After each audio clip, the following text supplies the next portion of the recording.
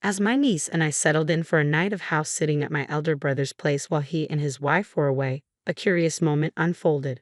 Amid our lively discussions about our plans for the following day, my niece surprised me by indicating she was ready for bed.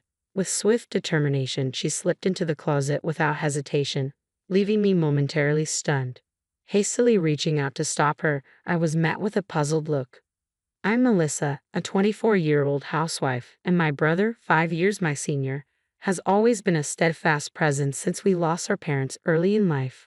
Our bond remained strong even after we both married, and we continue to lean on each other for support. While my in-laws are wonderful, they reside in Alaska, making it challenging to rely on them for immediate assistance. As for my brother Sam and his wife, their union was hastily arranged after a clash with her parents, leading to an ongoing estrangement. With no nearby relatives to lean on, our bond of unwavering support flourished. It grew even stronger when Sam and his wife welcomed their daughter, closely followed by the arrival of a little girl into my own family 4 years later. Living in the same city, the daughters became inseparable, akin to true sisters. As the years passed and my niece Sarah approached her 10th birthday, Sam shared his plans for a special 10th wedding anniversary trip. "Melissa, would you mind looking after Sarah while we're away?" Sam's request came with a touch of hesitation. "It's just a short overnight trip nearby, but we thought it'd be nice to have some time alone." I readily agreed, eager to assist. When we discussed logistics and I inquired about picking up Sarah, Sam shook his head, indicating a different plan. It became clear he wanted me to stay over at their house with Sarah, concerned about leaving it unattended for security reasons. I playfully teased Sam about his excessive concern but eventually relented, opting to spend the night alone. I left my daughter, who still harbors some sleepover jitters, in the care of my husband. On the day of their anniversary getaway, I headed to Sam's house. Holding Sarah's hand, we bid farewell to her parents. She seemed a tad apprehensive as she watched them depart, but our house-sitting escapade was about to commence. Initially, I had planned to bring my daughter along and have my husband retrieve her at bedtime. However, Sarah adamantly refused, so I abandoned the idea. While I know she enjoys my daughter's company, she remained firm in her decision without offering an explanation. Sensing her disappointment, I'd offered to treat her to a playdate at my house after breakfast the next day, sparking a glimmer of excitement in her eyes. Sarah typically tailors her play to include my daughter, so I brought along some slightly more intricate games and puzzles that adults could also enjoy. As I laid them out, I asked her what she fancied playing. We whiled away the hours engaged in games and cooking dinner together, yet Sarah remained by my side, casting nervous glances around the room. Initially, I attributed her behavior to potential loneliness or lingering nerves from being away from her parents, but even after several hours, her demeanor didn't shift. Concerned, I gently probed if something troubled her, but no matter how many times I inquired, her response remained the same. "No, it's nothing," without divulging further.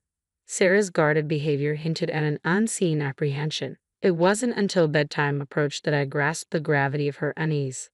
Sarah slipped into her pajamas, a smile adorning her face as she swung open the closet door, and declared her intention to turn in early, planning to head to my house in the morning. To my surprise, nestled within the closet was a bed, its presence catching me off guard. Attempting to make sense of the situation, I watched as Sarah swiftly settled onto the bed, bidding me good night while nudging the door close. My astonishment spilled out in a raised voice. "Wait, Sarah, are you planning to sleep in there?" Her response, delivered with a solemn expression, affirmed her decision. "Yes, but it's okay. I'll keep it slightly ajar. If anything happens, I'll wake up immediately." Concealing my bewilderment, I extended an invitation for Sarah to join me in my own bed. After some hesitation, she relented and joined me. She explained her desire to keep the bed in the closet as a hiding spot. Though perplexed by her reasoning, I reassured her it was perfectly acceptable. With a bright tone, I queried why she felt the need for a hiding spot.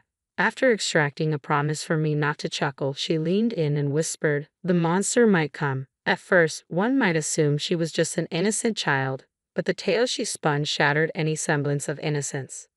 Sarah trembled, clinging tightly to my arm. "The monster is terrifying and cunning. It only shows up when Daddy's away. If it appears, Mommy has to fend it off, and I must stay hidden in the closet until she succeeds. Mommy always cries during the struggle." Once, I tried to assist her, but the monster's banging on the closet door scared me so much. I wrapped my arms around Sarah, feeling her tremble against me, and sighed deeply.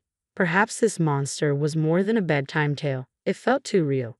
The revelation of my sister-in-law's affair, discovered in such an unexpected manner, left me adrift. If the supposed monster was indeed her lover, it wouldn't dare approach this house while she was absent. Yet Sarah firmly believed it targeted days when Daddy was away. As I observed Sarah's vigilance throughout the day, her proximity a shield against potential threats, my heart ached. Considering the gentle soul of my niece and my brother's unwavering trust in his wife, anger swelled within me towards my sister-in-law. But above all, I yearned to offer solace and reassurance to Sarah. I gently clasped Sarah's hand, offering her a reassuring smile. "Don't worry, Auntie's here today. You mentioned the monster is cunning, right? Well, it'll be caught off guard by a stranger like me and won't dare to come near the house. Besides, your mommy, who the monster always targets, is safe with Daddy right now, so it can't harm her." Despite my attempts to ease her anxiety, Sarah remained clouded with worry, unaware of the monster's true identity. With each passing moment, her apprehension grew, fearing an imminent attack. She suggested we seek refuge together in the closet, prompting me to encourage her to share her concerns about the monster. I hoped that by addressing her fears one by one, she would eventually find peace and drift off to sleep. As I listened to Sarah's distressing revelations, I realized I couldn't simply remain idle. Without hesitating, I whisked her out of the house, disregarding her attire, and swiftly drove us home. Upon arrival, I briefed my husband on the situation and coordinated for him and his friends to spend the night at Sam's house. Around 10 p.m., after my husband and his companions had departed, I received a call from Sam inquiring about Sarah's well-being. "Has Sarah already retired for the night? Don't forget to take care of yourself and your family too. Ensure the house is securely locked. Good night," he advised before bidding farewell. After inquiring about Sarah, Sam urged me to ensure the door was securely locked before retiring for the night. His stern warning resonated deeply, and I fought to steady my voice as I assured him. Once the call ended, I glanced at the peaceful slumber of Sarah and my daughter, steeling myself to confront the lurking menace. The following morning, my husband returned from my brother's house, and my emotions swirled with a mixture of fear and anger as he recounted the events of the previous night. Relief washed over me, knowing my actions had been justified. We spent the remainder of the day at home, anxiously awaiting my brother and his wife's arrival to retrieve Sarah. Upon laying eyes on me, my brother's demeanor shifted to stern interrogation. He demanded to know why Sarah and I had departed his house during the night. "Why didn't you stay put as I instructed? I explicitly warned you not to leave. You claim to understand, so what possessed you to return home on your own?" His accusations left me feeling uneasy, prompting me to question how, while on a trip, he was aware of our absence. Avoiding direct eye contact, he reluctantly confessed, "We provided Sarah with a smartphone equipped with GPS." His revelation contradicted his earlier insistence on not leaving the house during our phone call the previous night. If he had indeed monitored the GPS, he would have easily discerned our departure. Suppressing my urge to confront Sam then and there, I maintained a composed demeanor, mindful not to disturb the children in the adjacent room. "By the way, did you have visitors last night?" My brother's tone shifted, his concern palpable. "Two unfamiliar men showed up at your house late. Who are they? Why would they come to a house that's meant to be occupied only by Sarah and you in the dead of night?" His voice quivered, though not from fear of the unknown intruders, but from a different source altogether. As he spoke, it became evident he was treading cautiously, his eyes darting around. "About those men," I pressed for clarification, but my brother's attempts at evasion were interrupted by his wife, Kate. Whether she was anxious about further discussion or for other reasons, she abruptly called for Sarah and declared they were heading home. As Sarah emerged from another room upon hearing her mother's call, Kate seized her hand with an unmistakable force. Abruptly, Sam's demeanor shifted, his words carrying an abrupt finality. "I can't forgive what happened, but we're leaving today," he declared, urging Sarah to depart the room. Despite my efforts to dissuade them, my brother and his wife remained resolute in their decision to leave. Ignoring my pleas, they pressed on without a backward glance. Witnessing Sarah's resistance to her parents' departure, I swiftly drew her close. "What's going on?" Kate's startled cry echoed as she released Sarah's hand, but I shielded the child behind me, creating a barrier between us and the departing couple. Amidst their hostile tirade, my husband and I stood firm, adamantly refusing to surrender Sarah. As they advanced toward us with fury in their eyes, we managed to usher them out of the room, firmly asserting our stance against allowing Sarah to be taken away. Swiftly, a waiting police officer intervened, promptly detaining the agitated couple. Confusion reigned as the officers attempted to contact my brother and his wife. Sam vehemently insisted to the officer that it was we who should be detained, alleging that we had taken Sarah from her home and were holding her against her will. My sister and her husband have abducted her from her rightful place. Please rescue her swiftly, he implored, despite our protests. Our daughter, emerging from the chaos, sought refuge behind me, engaging Sarah in a bewildered conversation, affirming she was not being held against her will. Sam's stern demand for Sarah to accompany him fell on deaf ears as she clung to my side, paralyzed by her father's towering anger. Kate remained silent beside the officer, casting furtive glances at Sam, hinting at an unspoken message intended for him and Sarah. As the officer restrained Sam, who was causing a scene at the entrance, my husband intervened, holding his smartphone aloft. Sensing the tension, I ushered Sarah and our daughter back into the adjacent room, urging them to close the door to muffle any sounds. With their safety ensured, my husband silently played a video he had recorded in my brother's house the previous night. As the footage unfolded before their eyes, a ghostly pallor washed over the couple's faces, betraying the shock of realization.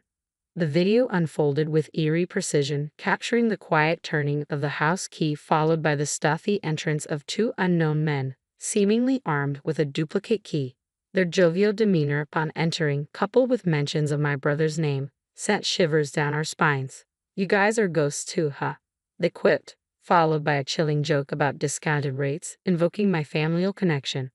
With smirks etched across their faces, they directed their attention to my husband and his friends. Evading direct inquiries, my husband's friend offered a vague response, prompting one of the men to boast about the sum paid, hinting at a close relationship with my brother and his wife. Their unsettling remarks took a darker turn as they casually mentioned their plans involving Sarah. As the camera caught a glimpse of their profile, a sinister aura emanated, rendering them more villainous than any mere monster. From my vantage point, the screen remained obscured, but the chilling audio alone sent shivers down my spine. Following the playback, my husband's friends wasted no time interrogating the intruders, probing into their frequent visits and habitual pairings. Their inquiries soon turned to Sarah and me, a sense of urgency tainting their tone. My husband's terse admission of our absence seemed to jolt the intruders into reality, realizing the gravity of their situation. With mounting tension, the men made a hasty exit, their hurried departure leaving lingering questions in their wake. Whether they had overlooked my husband's recording until the last moment or deliberately concealed its existence remained unclear. My brother, appearing visibly shaken, vehemently protested his ignorance, clinging to the belief that he was being framed. However, the damning evidence presented in the video, entrusted to me and young Sarah by my brother, shattered any lingering doubts. His feigned ignorance failed to sway anyone, leading to his apprehension by the authorities. Kate, though feigning innocence, found herself under scrutiny as well, her involvement questioned by the officers who had heard Sarah's testimony. Consequently, both Sam and Kate were escorted into custody, their roles in the unfolding drama under intense scrutiny. During the police investigation, Sam and Kate eventually came clean, leading to their arrest. Shockingly, Kate had been orchestrating the lucrative scheme, inviting men to their home while Sam was away at work and profiting from their visits. When she realized there was a demand for children, she exploited Sarah, carefully skirting the law to assist her mother, who was under pressure from unsavory individuals. Innocent Sarah, unaware of the sinister motives, innocently posed for photos which Kate used to entice potential clients. These were innocent snapshots, devoid of any suggestive content, captured with a disposable camera and only lent out to interested parties, never sold. While I detested Kate for her actions initially, it seemed like a matter that didn't directly concern my husband and me. However, things took a darker turn when Sam not only condemned but actively participated in the exploitation, rather than reprimanding his wife or protecting their daughter. So, instead of addressing the issue, Sam decided to expand the operation, recruiting men to become clients, believing that more employees would lead to increased revenue. With this simple yet flawed logic, he devised a plan to involve me in his business. Knowing I would never willingly agree, he resorted to coercion, using the threat of exposing the photos as leverage. Their scheme took a sinister turn when they carefully selected a day when the neighbors were absent, locking both Sarah and me inside their house. Then, without a second thought, they exchanged their house key for a large sum of money and departed on a pre-planned vacation, leaving us behind. Unbeknownst to them, Sarah, who had always dutifully obeyed their commands, chose to reveal the truth in order to protect me. Despite her limited understanding of the conversations, Sarah sensed the danger lurking around us, and she confided in me, unveiling the nightmarish reality of Sam's household. Faced with this revelation, I implored my husband to capture the perpetrator's activities on camera that very night. Their inadvertent disclosure provided crucial evidence for the police, prompting swift action upon my report. Simultaneously, I notified Child Welfare Services to ensure Sarah's safety. From the vantage point of the police bus, we watched as Sam and Kate were apprehended at their doorstep, finally shielding Sarah from their grasp. Despite being first-time offenders, the severity of their crimes, including violations of child welfare and anti-prostitution laws, warranted their imprisonment. The police emphasized the gravity of the situation, particularly the implications of the stored images of the child, which could never be completely eradicated once leaked online. The chilling reality of their actions struck me to the core as the police relayed this information. Fortunately, Kate hadn't digitized or sold the photos of Sarah and had kept them securely stored, averting any potential leaks. It's baffling to comprehend how my once kind and dependable brother Sam could devolve into such a monstrous figure. Until then, our relationship had been characterized by mutual support, making it all the more frightening to realize how deeply he had descended into darkness. Despite their arrests, I still grapple with the enormity of their actions. Following Sam and Kate's apprehension, the authorities also interrogated the other individuals involved. Initially, they attempted to claim innocence, arguing that it was merely an attempted crime. However, the discovery of a child's photograph in their possession and the revelation of additional criminal activities confessed by Sam and Kate during the investigation led to their arrest on multiple charges. After dealing with the monsters and their associates, our next concern was Sarah's well-being. With both her parents unfit for guardianship and no family willing to step in, Child Protective Services decided to remove her from their care. While this was a relief, Sam and I faced the harsh reality that neither of us had parental figures, and Kate's family had severed ties. We discovered that if we couldn't find a suitable guardian within Kate's family, Sarah would be placed in foster care. After much deliberation with my husband, we made the decision to adopt her. Sarah held a special place in my heart, and I couldn't bear the thought of parting ways with her. Thankfully, my husband shared my sentiment, and we saw this as an opportunity to start anew in the countryside, closer to my in-laws. Moving to the countryside not only provided Sarah with stability but also allowed my daughter to spend more time with her grandparents, whom she adored. She was thrilled to have Sarah as her older sister, fulfilling her long-standing wish. Free from the clutches of her parents, Sarah quickly adapted to her new role and environment, embracing a life filled with peace and happiness. The Anderson family reunion was supposed to be a celebration. Instead, it became the moment that changed everything. Standing in my grandmother's sprawling backyard, watching my cousins Michael and James show off their matching Rolex watches and designer suits, I could feel the confrontation coming. I'm Samantha Anderson, founder of Helios Innovations, a renewable energy startup that I'd poured my heart, soul, and entire inheritance into over the past 3 years. While my cousins had followed the family tradition of investment banking, I'd chosen a different path, one that had made me the black sheep of the Anderson clan. Well, if it isn't our little environmentalist, Michael called out, his voice carrying across the perfectly manicured lawn. How's the hobby business going, Sammy? I gripped my wine glass tighter, remembering my grandmother's words, keep your head high, dear. True innovation never comes from following the crowd. Actually, I replied, keeping my voice steady, we're finalizing a major contract.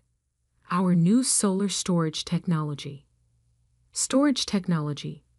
James interrupted, laughing. You mean those fancy batteries you're tinkering with in that warehouse? Come on, Sammy. When are you going to join the real world? The warehouse, they mockingly referred to was actually a state-of-the-art research facility funded by my grandfather's inheritance, money that my cousins still resented me receiving.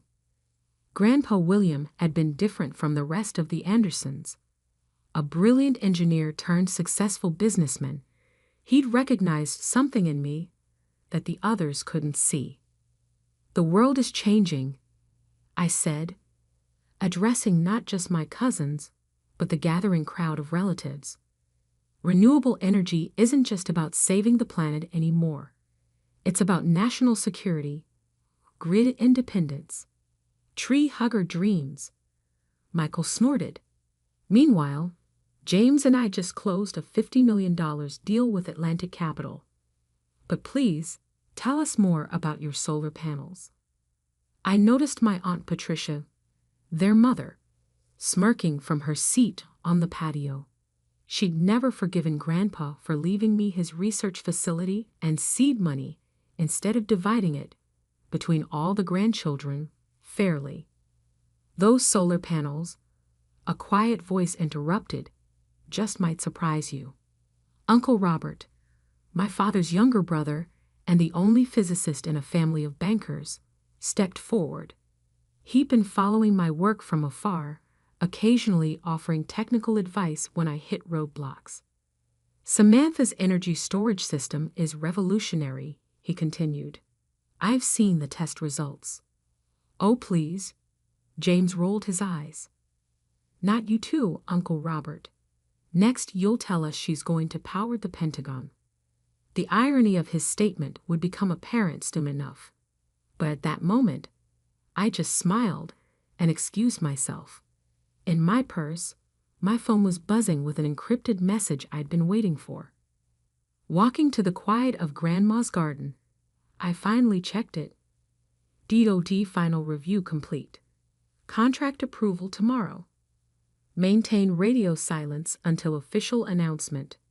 Colonel Martinez. My hands shook slightly as I deleted the message. 8 months of rigorous testing, background checks, and negotiations were about to pay off. The Department of Defense had been searching for exactly what Helios had created: a revolutionary energy storage system that could keep military bases operating off-grid indefinitely. "Don't let them get to you," Grandma said, appearing beside me with that silent grace she'd always possessed. At 75, Eleanor Anderson was still sharp as ever, her silver hair elegantly styled, her posture perfect. "They think I wasted my inheritance," I said quietly. "William knew exactly what he was doing."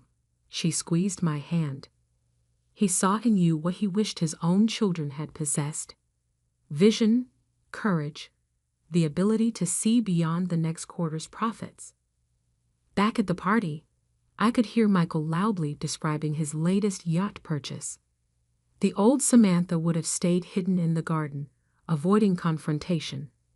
But I wasn't that person anymore. "The prototype passed final testing," I told Grandma.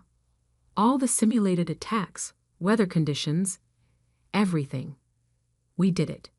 Her eyes sparkled. "Of course you did. Now go show them what an Anderson woman can do." Returning to the patio, I found my cousins holding court, explaining to our younger relatives why real business happened on Wall Street, not in some solar lab in Arizona. The military would never trust critical infrastructure to unreliable green energy, James was saying confidently. "That's why defense contracts always go to established players." "Really?" I spoke up. "Want to bet on that?" Something in my tone made him pause. "What's that supposed to mean?" "Just that maybe you should watch the news tomorrow." I sipped my wine calmly. "Especially the Defense Department announcements." Michael's eyes narrowed. "What did you do?" "Me? I'm just a tree hugger with a hobby business, remember?" Before they could respond, my phone buzzed again. The public relations team wanting to review tomorrow's press release. I excused myself. but not before catching the worried look my cousins exchanged. In my car, parked under the massive oak tree where Grandpa had first taught me about electrical circuits, I finally let myself feel the full weight of what was coming.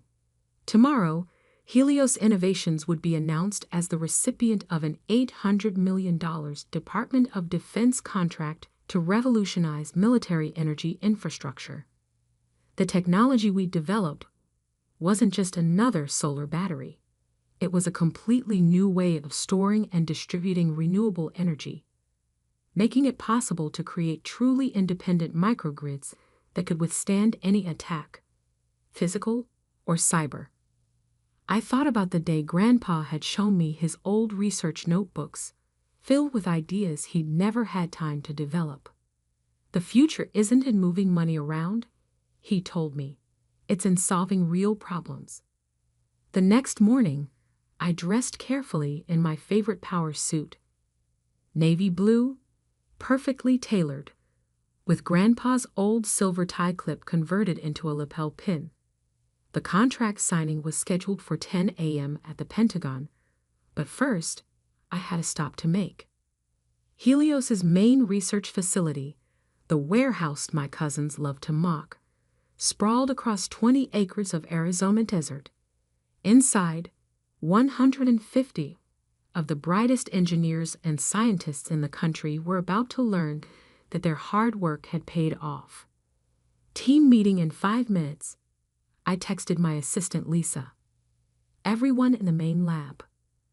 Walking through the facility, I passed testing rooms where our prototypes had endured simulated hurricanes, electromagnetic pulses, and cyber attacks. Past the 3D printing lab, where we developed new manufacturing techniques for our specialized components. Through the software center where our AI team had created the predictive algorithms that made our grid management system revolutionary. This wasn't just a solar company.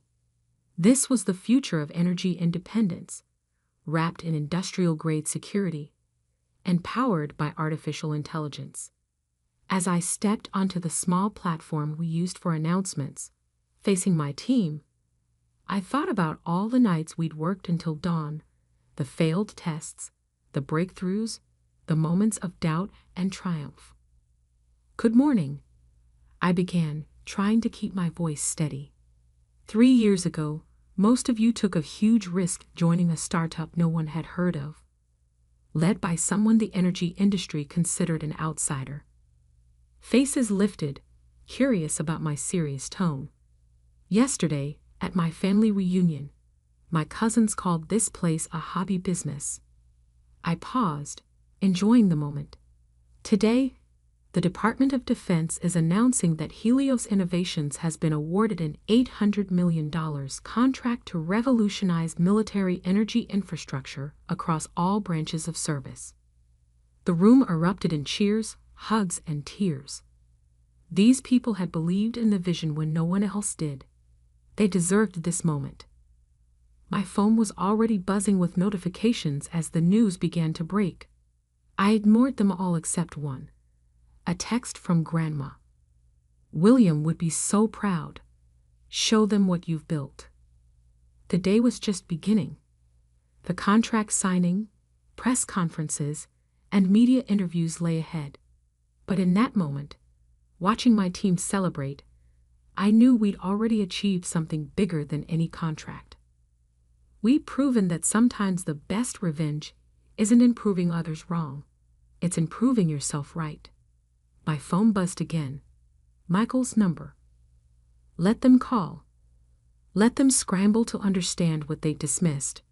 Tomorrow would bring new challenges, new opportunities, new battles to fight. But today was for celebrating the dreamers who dared to change the world one solar panel at a time. The Pentagon briefing room buzzed with anticipation. Energy industry reporters filled every seat, their confusion evident. Why had the Department of Defense called a press conference about solar power? I sat quietly in the front row, Grandpa's silver pin catching the light as Colonel Martinez approached the podium. My phone had been vibrating non-stop since the initial press release hit the wires. 37 missed calls from Michael, 23 from James, and counting. Ladies and gentlemen, the Colonel began, today marks a historic shift in military infrastructure security. The Department of Defense is proud to announce an $800 million contract with Helios Innovations for the implementation of their revolutionary gridlock energy storage and distribution system across all major military installations. Camera shutters clicked rapidly as he continued. This technology represents a quantum leap in energy security. Each base equipped with the gridlock system will be capable of operating completely off-grid indefinitely, immune to physical or cyber attacks on civilian power infrastructure. I watched the reporters' faces as understanding dawned. This wasn't just another green energy project.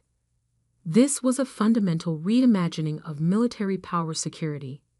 I'd like to introduce Samantha Anderson, founder and CEO of Helios Innovations, to explain the technical aspects of the system.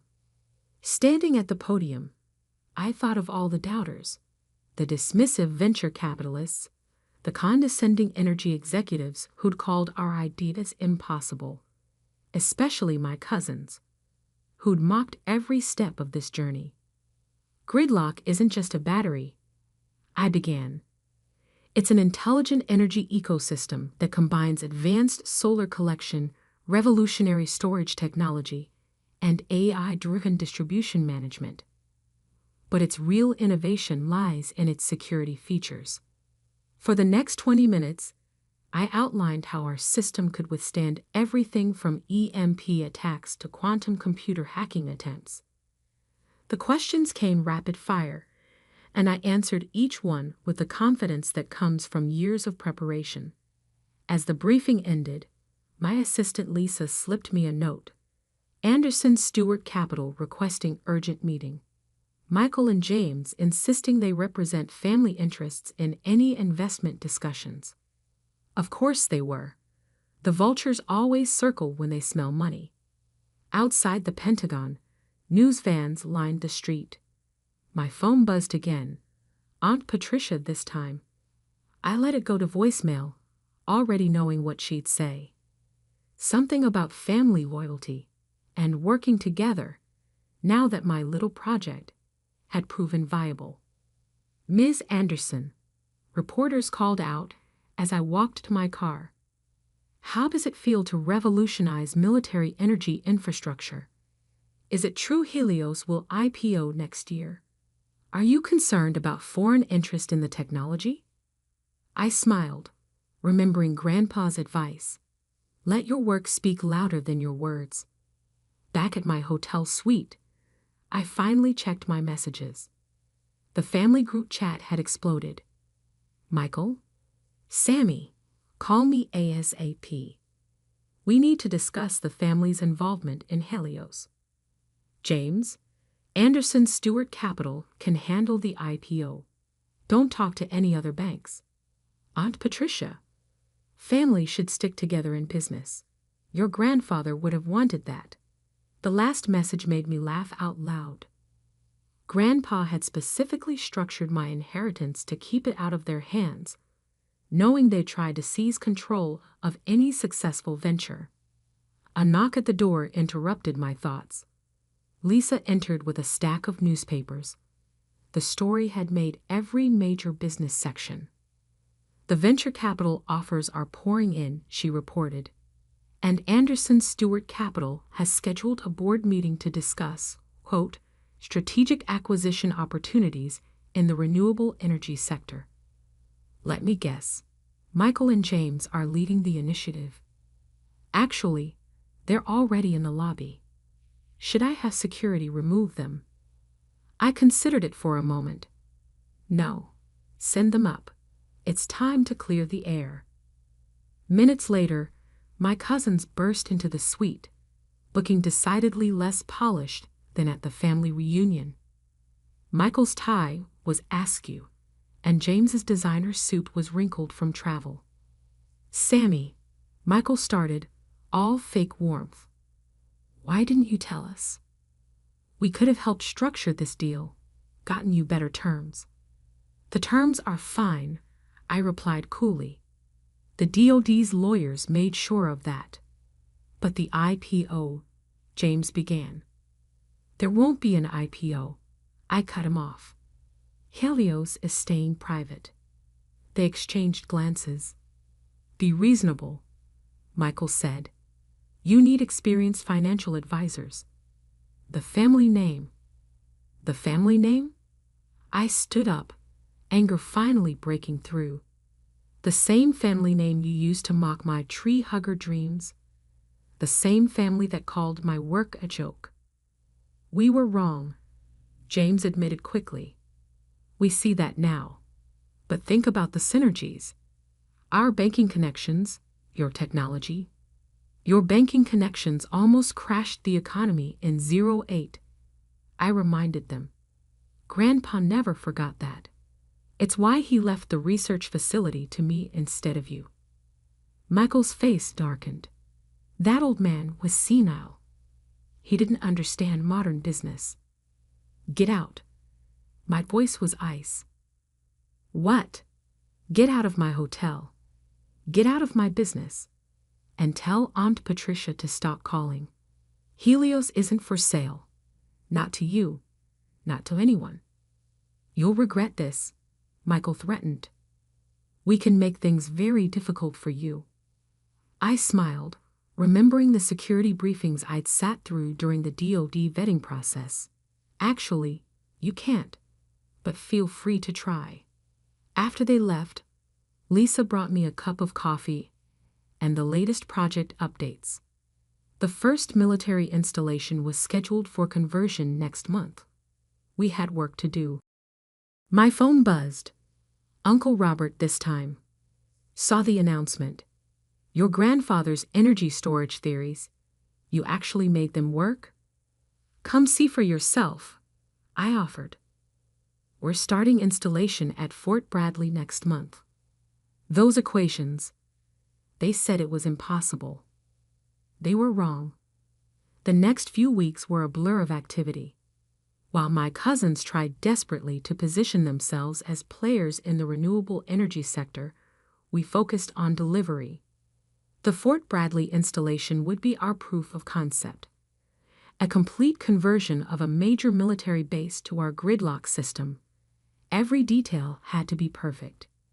I was reviewing the final security protocols when Lisa rushed in. You need to see this. She handed me her tablet. A financial news site was running a story. Anderson Stewart Capital announces partnership with Chinese energy conglomerate. Plans to compete in military infrastructure. Michael and James, I sighed. They really don't give up. There's more, Lisa said grimly. They're claiming their system is based on your grandfather's original research. They're saying you stole the concept. I should have been angry, but instead, I felt oddly calm. Opening my desk drawer, I pulled out an old leather notebook. Grandpa's original research journal. Call Colonel Martinez, I instructed, and get me Uncle Robert. It's time to show the world where this technology really came from. The next day, as my cousins held a press conference announcing their revolutionary energy system, I was at Fort Bradley, watching our first full-scale installation take shape. Rows of our proprietary solar panels gleamed in the Texas sun, each one incorporating security features that had taken years to perfect. The heart of the system, our quantum-resistant storage units, were being lowered into specially designed underground vaults. Impressive, Uncle Robert said, examining the technical readouts. William would have loved this. He saw it coming, I replied, showing him Grandpa's journal. Look at the date on these equations. Robert's eyes widened as he read. This is from 2015. He was already working on quantum-secure energy storage, before anyone else was even thinking about it. And he left all his research to me, I added. along with very specific instructions about protecting it from certain family members. As if on cue, my phone buzzed with a news alert. The Department of Defense had issued a statement completely rejecting Anderson Stewart Capital's claims about military energy contracts. Your cousins, Robert shook his head. They never did understand the difference between making money and creating value. Looking out over the installation, I thought about Grandpa's words from his last letter to me. The future belongs to those who build it, not those who try to buy it. The sun was setting behind the solar arrays, creating a stunning light show as our AI system automatically adjusted each panel for optimal efficiency. Tomorrow would bring new challenges. Michael and James wouldn't give up easily, and our technology would face constant scrutiny. But standing there, watching my grandfather's dreams become reality, I knew we'd already won the most important battle. We'd proven that innovation, integrity, and determination could triumph over greed and shortcuts. My phone buzzed again. Grandma, this time. They're saying terrible things about you in the family group chat. Should I tell them about William's letter? Not yet, I replied. Let's wait for the patent office announcement tomorrow. After all, timing was everything, in solar power and in revenge.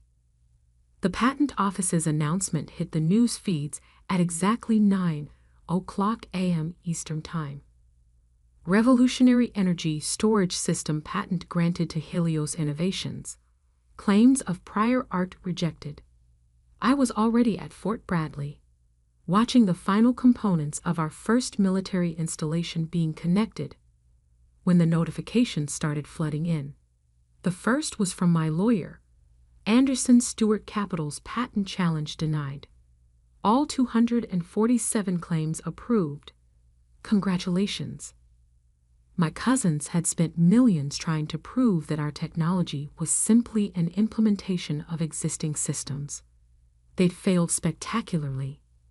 Ms. Anderson, Colonel Martinez called out, walking across the base with a tablet in hand. You might want to see this.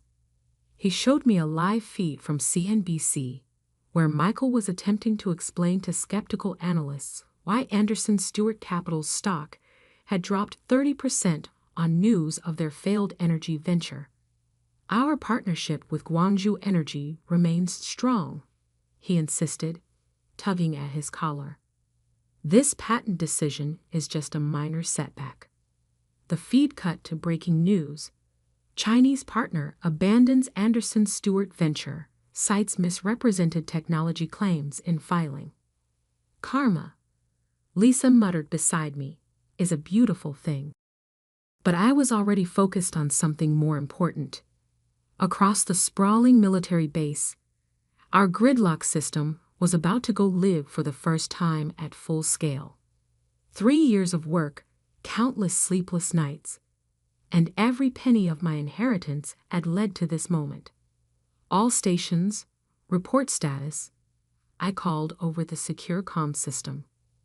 Solar array online. Storage systems ready. Distribution grid standing by. Security protocols active. AI management system initialized. I took a deep breath, thinking of Grandpa's old notebook, now sealed in a secure display case at Helios headquarters.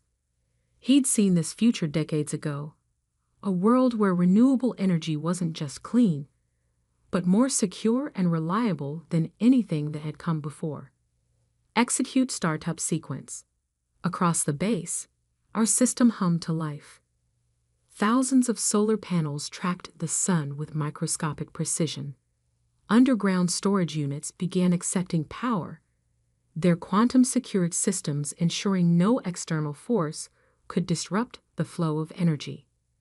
The base's power grid smoothly transitioned from external sources to our self-contained network.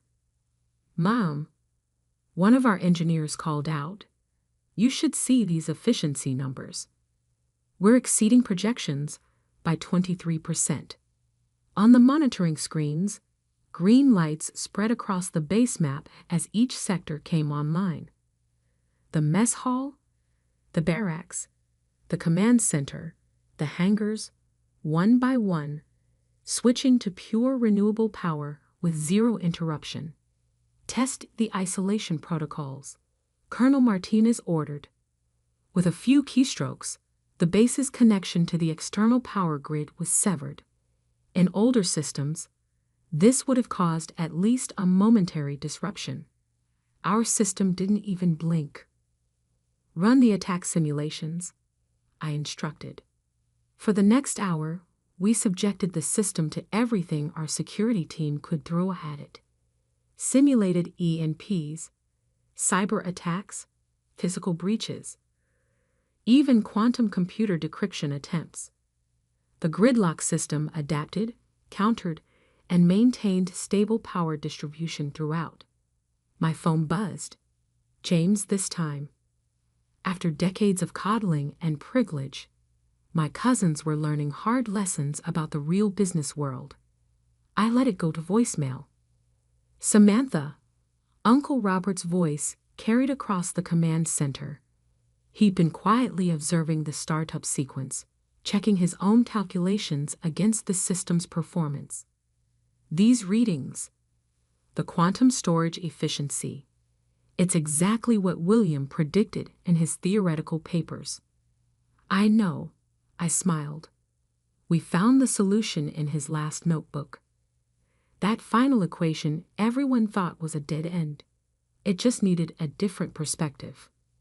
Before he could respond, an aide rushed in. Ms. Anderson, turn on the news. Now, the wall screens flickered to life, showing a press conference at Anderson Stewart Capital's headquarters. But instead of my cousins, it was their board chairman speaking. Regret to announce the immediate resignation of Michael and James Anderson following an internal investigation into misrepresentation of technical capabilities to potential partners.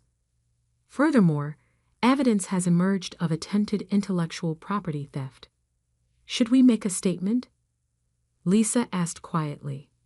I shook my head. Our work speaks for itself. Let's focus on what matters. What mattered was happening all around us. The largest military base in Texas was now running entirely on renewable energy, completely secure from any outside interference. By this time next year, every major military installation in the country would follow suit. My phone buzzed again. Grandma this time. The family's in an uproar. Michael and James are demanding an emergency meeting. Your Aunt Patricia is in tears. When are you going to show them the letter? Ah, yes, the letter. The one Grandpa had left with his attorneys, to be opened only if someone challenged my ownership of his research.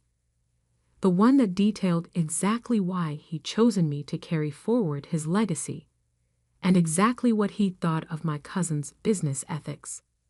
Not yet, I replied. Let's see if they learn anything from this first. The rest of the day was a blur of tests, adjustments, and documentation. By sunset, Fort Bradley had been running for 12 hours on nothing but Texas sunshine, stored and distributed more efficiently than any system in history. As the stars began to appear, I walked the base perimeter with Colonel Martinez, watching our solar arrays track the last rays of light. You know, he said thoughtfully, when the DoD first started looking for alternatives to traditional power infrastructure, most people thought we were crazy. They said renewable energy wasn't reliable enough for military applications. And now? He gestured at the darkened base, still humming with perfectly regulated power. Now we're revolutionizing not just military energy security, but the entire concept of power distribution. Your grandfather would be proud. Back in the command center, the night shift was settling in. Our AI system automatically adjusted for the transition from solar to stored power, maintaining constant efficiency across the base. Another news alert. Chinese company files suit against Anderson Stewart Capital. Demands return of $50 million investment. Your cousins really stepped in it, Lisa observed, bringing me yet another coffee. Want to watch their stock price drop further? No, I said softly. I want to call my grandmother. In her elegant sitting room, surrounded by decades of family photos, I finally showed Grandma the contents of Grandpa's last notebook. The equations that had baffled so many others. The notes in the margins predicting the future of energy storage. The letter. He knew, she said, touching the worn pages gently. He knew they'd try to take it from you if it succeeded. He knew a lot of things, I agreed, including why the family needed to change. The next morning brought the announcement I'd been waiting for. The Department of Defense was exercising its option to expand our contract, doubling the initial $800 million to $1.6 billion. Helios Innovations would convert every major military installation to renewable power over the next 5 years. As the news broke, I sat in Grandpa's old study, now my office at Helios headquarters. His portrait hung on the wall, next to framed copies of his original patents. Beside them would soon hang our new patent, the one that proved his theories and changed the future of energy. My phone buzzed with an unexpected name, Aunt Patricia. Samantha, she began, her voice uncharacteristically humble. I, may have been wrong about some things. May have been. The family's in chaos. Michael and James, their careers are probably over. The lawsuits, it's a mess. I know, I said calmly. Actions have consequences. Your grandfather, she continued, he saw something in you that we didn't. Or maybe we saw it, but didn't want to admit it. Either way, I'm sorry. It wasn't much, but it was a start. After hanging up, I walked through the Helios research facility, the hobby business that was now revolutionizing global energy infrastructure. Engineers and scientists worked at cutting-edge stations, developing the next generation of sustainable technology. In the testing lab, prototypes of even more advanced storage systems took shape. My phone buzzed one last time. A message from Colonel Martinez. Fort Bradley just hit 100% uptime for 1 full week. 0 issues. When can we start on the other bases? I smiled, thinking of all the military installations across the country, each one soon to be powered by sunlight and secured by quantum physics. Grandpa's dreams made real. In the end, success wasn't about proving my cousins wrong. It was about proving Grandpa right. About showing that true innovation comes from vision, dedication, and the courage to follow your convictions. Michael and James had played the game of financial manipulation, thinking it made them masters of the universe. But the real power lay in creation, in building something that made the world better. The sun was setting over the Arizona desert, our solar arrays tracking its movement with perfect precision. Somewhere in Connecticut, my cousins were probably meeting with lawyers, trying to salvage their reputations. But here, in the facility they'd once mocked, we were building the future. I touched the wall of patents, feeling the embossed surface of my grandfather's original work. We did it, I whispered. We showed them what real value looks like. Later that night, I finally opened the family group chat. For anyone interested in seeing what Grandpa's research facility actually does, I'm hosting an open house next month. No bankers allowed. The future of energy was changing, and with it, perhaps, the values of the Anderson family, one solar panel at a time. Success has a way of silencing laughter. 1 minute you're sitting at your family's Thanksgiving table, enduring their mockery of your dreams, and the next you're signing million-dollar contracts while they scramble to understand how they got it so wrong. That's how it was for me, Olivia Mitchell, founder and CEO of Secure Stack Solutions. Though my family still saw me as their wayward daughter who'd thrown away her stable accounting career to chase some tech fantasy. More turkey, Michael. Mom beamed at my older brother, who sat at his usual place of honor at the table.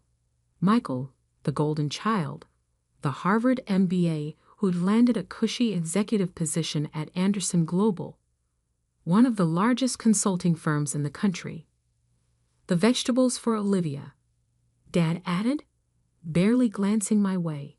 She needs to save money now that she's, what are you calling it? An entrepreneur. The way he said it made it sound like a dirty word. I pushed my green beans around my plate, remembering the morning's investor meeting. The one where I'd presented my cybersecurity platform to a room full of venture capitalists. The one my family didn't know about because they'd stopped asking about my work months ago. Actually, I started, but Michael cut me off. Speaking of work, he announced, straightening his designer tie, I've just been promoted to Senior Vice President of Strategic Operations. Mom clasped her hands together in delight. Dad's chest puffed with pride. Even my younger sister Emma, usually absorbed in her phone, looked up with interest.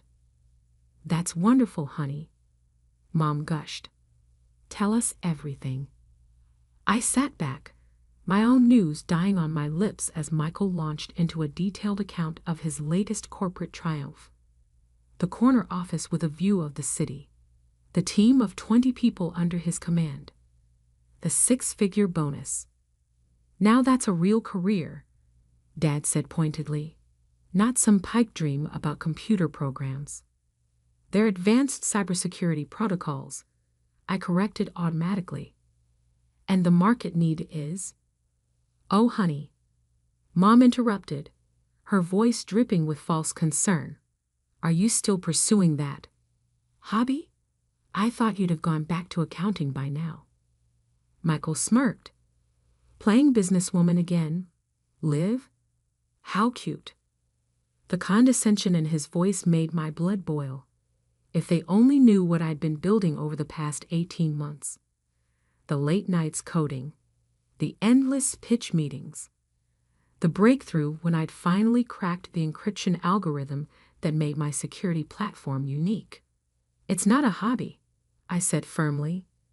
SecureStack is a real company. We're actually about to.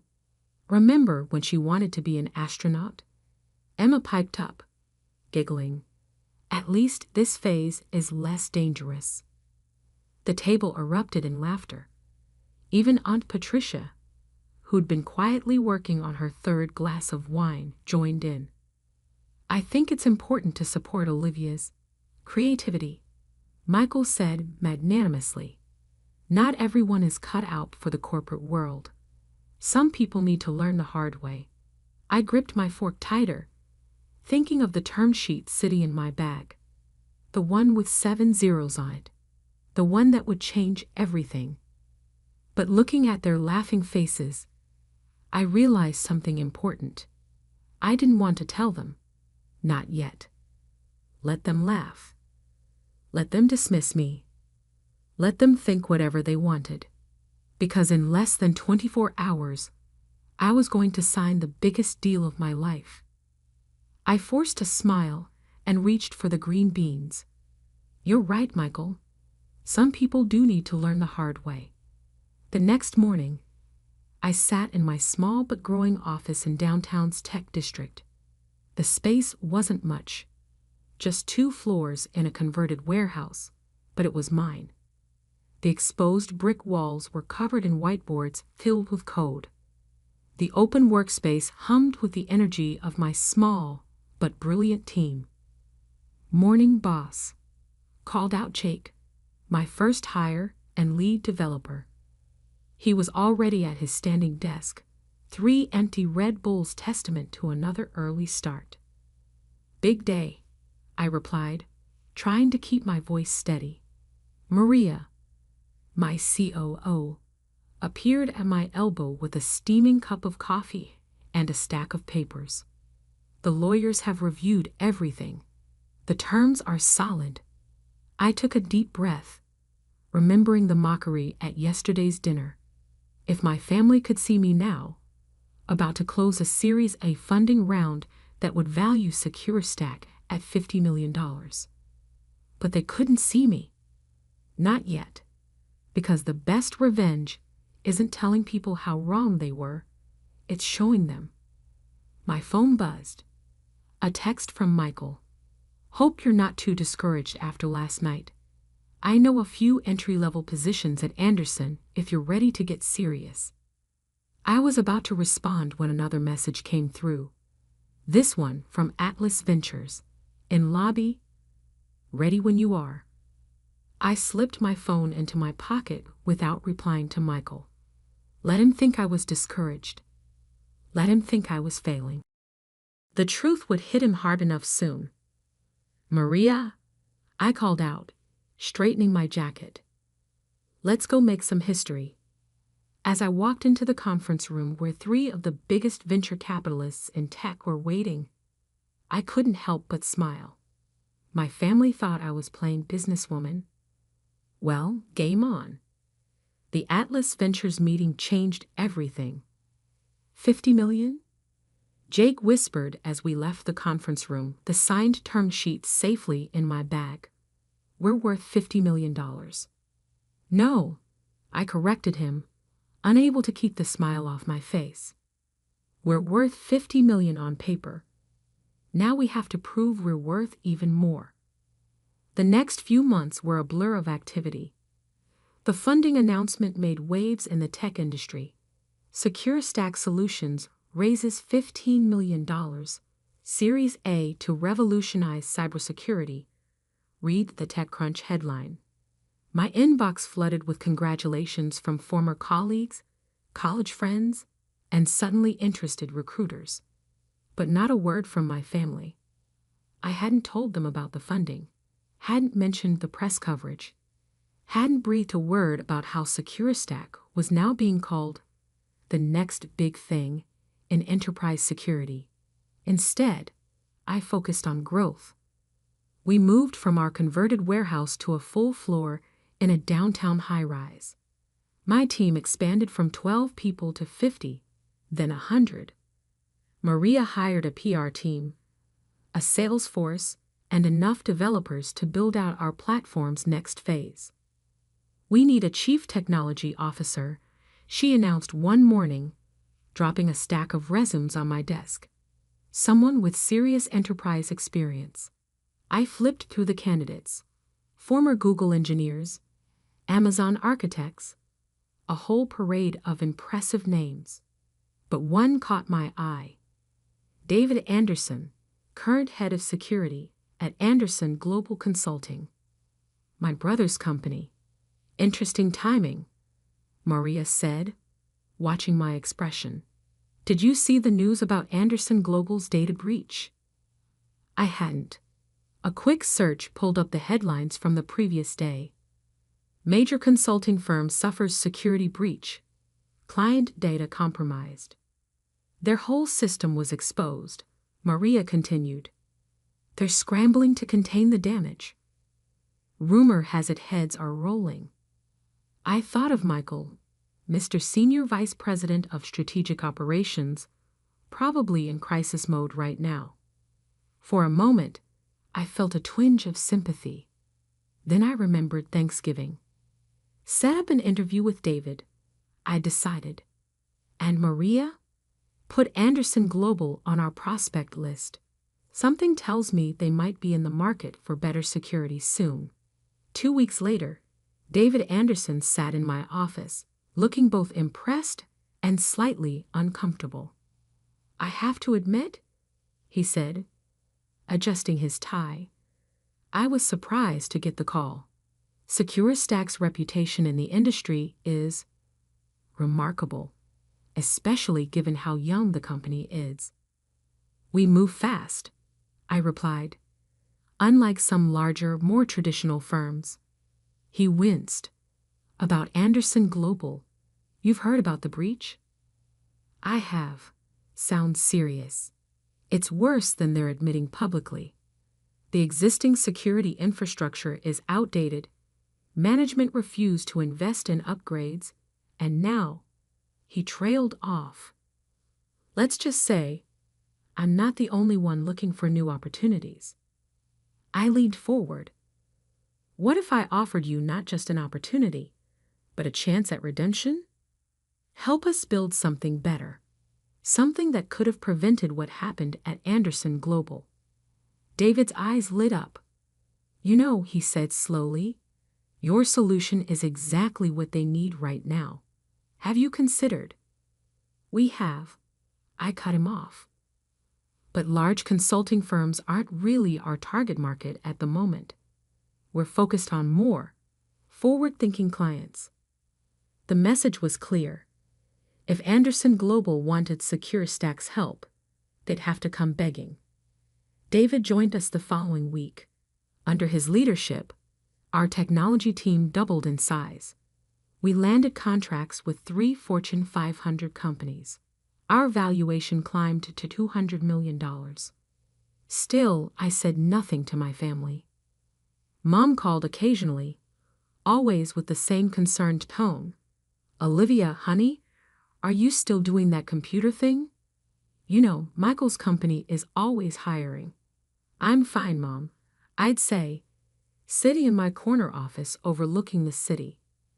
The same view Michael had bragged about, just 10 floors higher. Then came the call I'd been waiting for. Ms. Mitchell? My assistant's voice crackled over the intercom. There's someone from Anderson Global Consulting on line 1. They're requesting an urgent meeting. I glanced at the business news on my second monitor. Anderson Global's stock had dropped 30% since the breach. Clients were leaving. The board was asking questions. Who from Anderson Global? I asked, though I already knew. A Mr. Michael Mitchell, Senior Vice President of Strategic Operations. My brother? Finally. Tell him, I said, savoring each word, that my calendar is quite full. But my junior associate might be able to fit him in next week. His assistant says it's extremely urgent. He's willing to come to our office immediately. I thought about all the times Michael had talked over me at family dinners, all the condescending comments about my hobby, all the smirks and eye rolls when I tried to explain my vision. Next week, I repeated firmly, and make sure he goes through all the proper channels. Every single one. As I hung up, my phone buzzed with a text from Mom. Honey, are you free for dinner tomorrow? Michael has some exciting news about his company, and we'd love for you to be there. Maybe he can give you some business advice.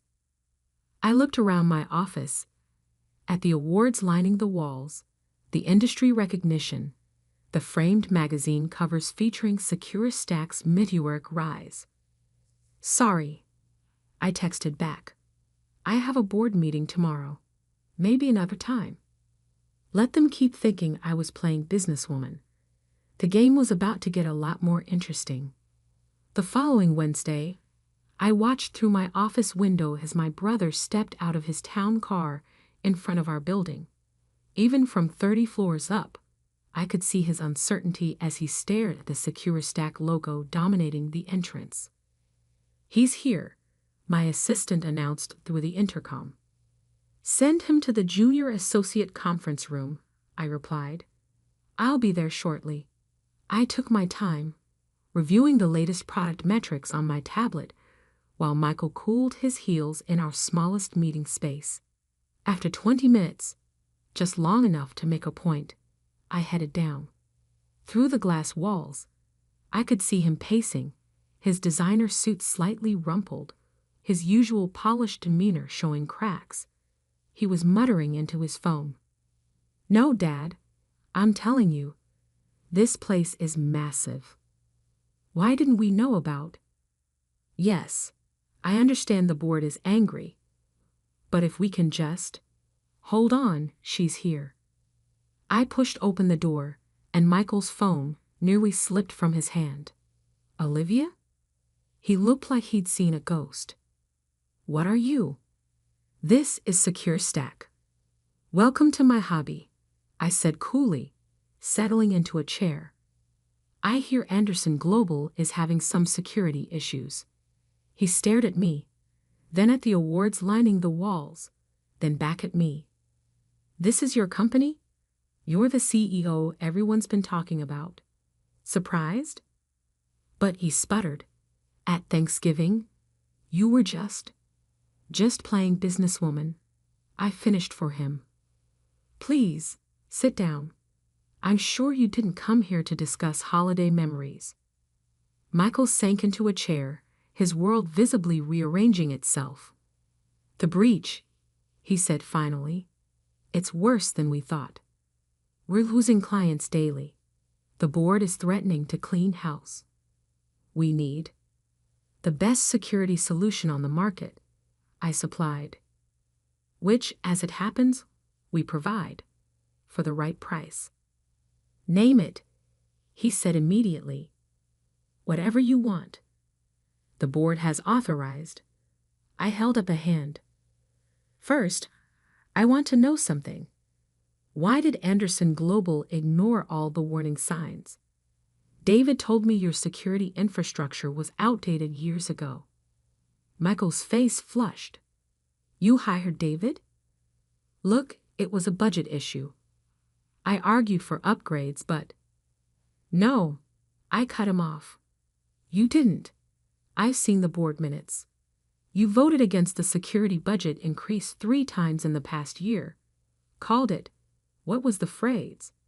Unnecessary tech spending. He deflated. How did you? I do my homework, Michael. Always have. Even when you were too busy mocking my dreams to notice. The silence stretched between us, heavy with years of dismissal and condescension. I'm sorry, he said finally. We were wrong. I was wrong. Yes, you were. I opened my tablet and pulled up a contract. Our standard enterprise package starts at $2 million annually. Given the scope of Anderson Global's needs, we're looking at closer to $5 million, plus implementation costs. Michael's eyes widened at the numbers, but he nodded. That's fine. When can you start? Oh, I won't be handling your account personally, I smiled. As I said, you'll be working with one of our junior associates. Anderson Global will be our smallest client after all. Smallest? He looked stunned. But we're a Fortune 500 company. And we protect half of the Fortune 100, I replied. Like I said, homework. Just then my phone buzzed. A text from Mom. Honey, Michael missed family dinner tonight. He said something about a work emergency. I hope everything's okay with his company. I showed Michael the text. Should I tell her, or would you prefer to? He ran a hand through his hair, looking suddenly older. Can we keep this between us?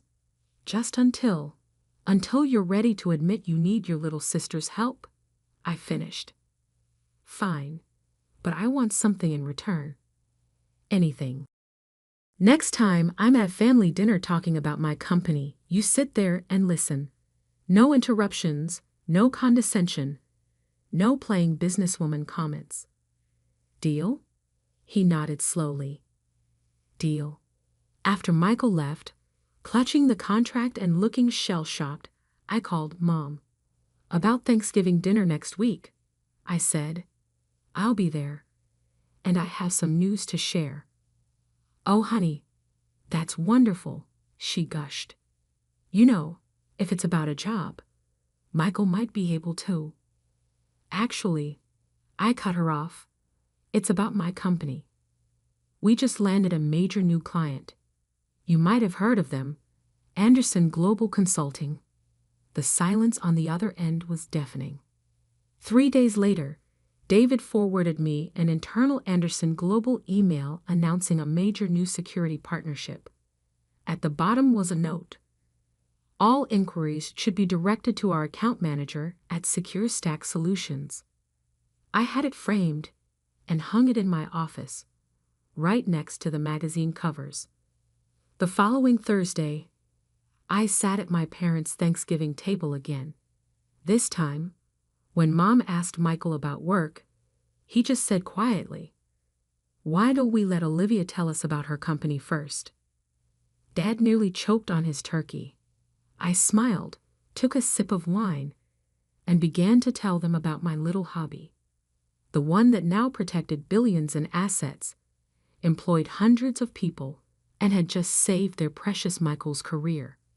Success, as it turns out, does more than silence laughter.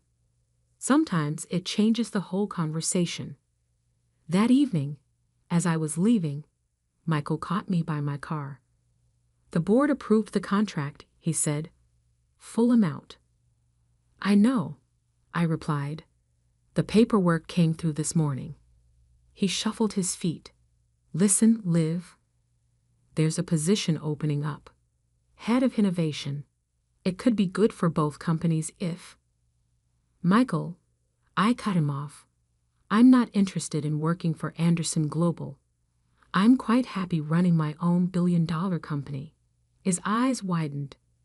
"Billion? Did I forget to mention? We just closed our Series B, $200 million, at a $1.5 billion valuation." I unlocked my car.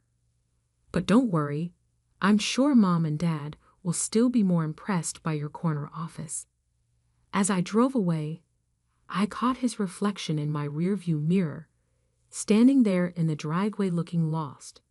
Part of me felt a twinge of sympathy, but a bigger part remembered all those years of mockery and dismissal. Sometimes the best revenge isn't just success. It's success they can't ignore, can't dismiss, and most importantly, can't live without.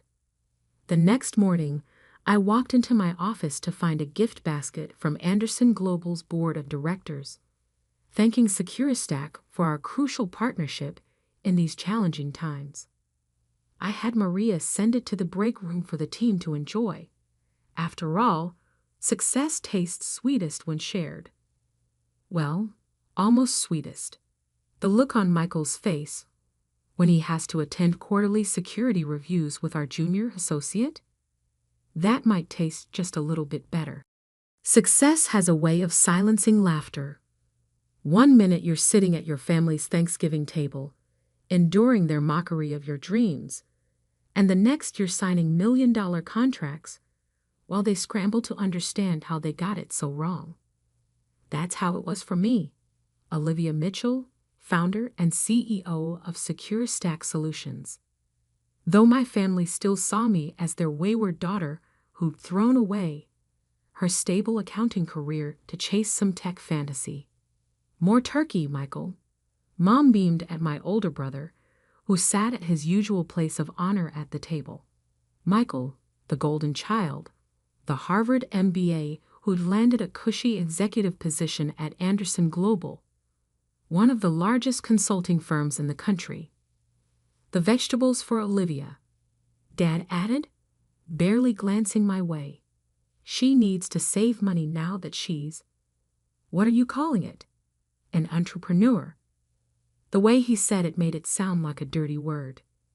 I pushed my green beans around my plate, remembering the morning's investor meeting. The one where I'd presented my cybersecurity platform to a room full of venture capitalists. The one my family didn't know about because they'd stopped asking about my work months ago. Actually, I started, but Michael cut me off. "Speaking of work," he announced, straightening his designer tie, "I've just been promoted to Senior Vice President of Strategic Operations." Mom clasped her hands together in delight. Dad's chest puffed with pride. Even my younger sister Emma, usually absorbed in her phone, looked up with interest. "That's wonderful, honey," Mom gushed. Tell us everything. You're not looking at the bigger picture here, Sarah. Alexander Blackwood's voice was smooth as aged whiskey, but there was steel beneath the surface. Sometimes the numbers need a little adjustment to keep investors happy. I sat across from the CEO's massive desk in Summit Financial's downtown Chicago headquarters, my laptop open to the spreadsheets that had kept me awake for the past 3 nights. As Chief Financial Officer, I was responsible for every number in those files, and those numbers told a story that made my stomach turn. These aren't adjustments, Alex, I replied, keeping my voice steady. This is fraud. We're talking about $2.4 billion in misreported assets. He leaned back in his leather chair, sunlight glinting off his Rolex as he gestured dismissively. Every major firm does this. It's how the game is played. You've been CFO for what? 8 months now. Trust me, this is normal. But it wasn't normal. Not even close. I'd spent 15 years in financial services, working my way up from junior analyst to CFO of one of Chicago's most prestigious investment firms. I knew exactly what normal looked like, and this wasn't it. The Miller account alone has $400 million in phantom trades, I said, turning my laptop to show him. These transactions don't exist. We're reporting profits on trades that never happened. Alex's smile didn't waver, but his eyes hardened. Sarah, let me be clear. Your job is to make our numbers work. How you do that is up to you, but those reports need to show a 15% quarterly growth. The board meeting is in 2 days. I closed my laptop slowly, buying time to control my rising anger. And if I refuse, then perhaps we need someone with a better understanding of corporate realities. His tone was still pleasant, but the threat was clear. Someone less naive. I stood up, clutching my laptop. I'll have my response to you by tomorrow morning. Make it the right one, he called after me as I left his office. The walk back to my own office felt like moving through a dream. Everything looked normal. Analysts hunched over their computers, traders shouting into phones, the usual chaos of a busy investment firm. But now I saw it all differently, wondering how much was real and how much was carefully constructed fiction. Everything okay? My assistant Michael asked as I passed his desk. You look like you've seen a ghost. More like I'd seen the ghost of my career, I thought, but I just nodded and closed my office door. Sitting at my desk, I opened my personal email and began documenting everything I'd discovered. The fake trades, the inflated assets, the elaborate web of lies that Alex had built to keep Summit Financial looking more profitable than it was. I attached spreadsheets, screenshots, internal memos, anything that proved what was really happening. A knock at my door made me jump. It was Jennifer Torres, our head of compliance and one of the few people I truly trusted. Got a minute?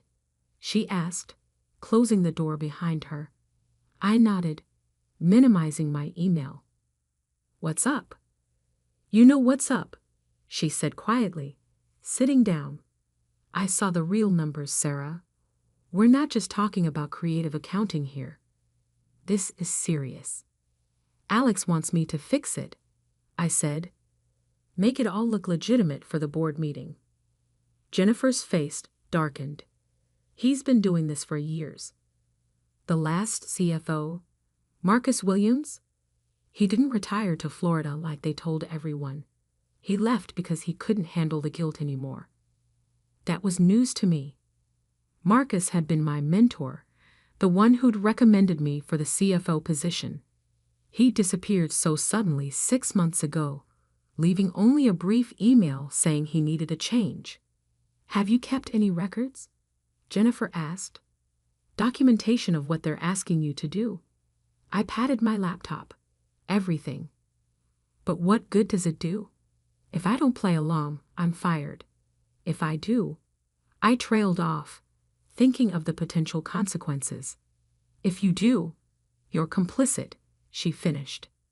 And when this all falls apart, because it will fall apart, you'll go down with them. She was right. I'd seen enough corporate fraud cases to know how they ended. The higher up you were, the harder you fell. There's another option, Jennifer said, even quieter now. We could report it to the SEC. Better. I have a contact at the FBI's Financial Crimes Division. This is exactly the kind of case they live for. I stared at her. The FBI? Jennifer, we're talking about one of the most powerful firms in Chicago. Alex Blackwood sits on charity boards with senators, which is exactly why they'd be interested. She pulled out a business card and slid it across my desk. Just think about it. But don't wait too long. After she left, I sat looking at the card for a long time. Special Agent David Martinez, FBI Financial Crimes Unit. My future could change with one phone call. My cell phone buzzed. A text from Alex. Dinner tonight? We should discuss your concerns privately. I knew what that meant. He tried to charm me, convince me to see things his way. He was good at that. It's how he built Summit Financial into a powerhouse, making everyone believe in his version of reality. Instead of responding, I began forwarding emails to my personal account. Every questionable transaction, every manipulated report, every conversation where the fraud was discussed. Years of evidence that would destroy the carefully crafted image of Summit Financial. At 7 p.m., my office phone rang. Alex again. Sarah? About dinner. I'm still reviewing the numbers. I cut him off. I'll have everything ready for the board meeting. He paused. The right numbers? You'll have your 15% growth, I said carefully, not technically lying. The board would see numbers showing growth. They just might not be the ones he expected. After hanging up, I looked at Agent Martinez's card again, then at my laptop, containing enough evidence to bring down one of Chicago's financial giants. Sometimes the numbers need adjustment, Alex had said, but some things didn't need adjustment. They needed exposure. I picked up my phone and dialed the number on the card. A calm voice answered on the second ring. Agent Martinez. I took a deep breath. My name is Sarah Reynolds.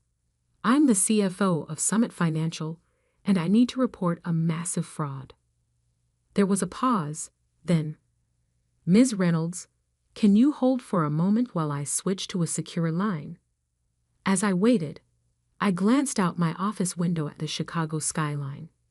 Somewhere in one of those gleaming towers, Alex Blackwood was probably congratulating himself on handling his troublesome CFO. He had no idea what was coming. We'll need you to keep your position for at least another week, Agent Martinez said, sliding a small recording device across the table. Can you do that without raising suspicion?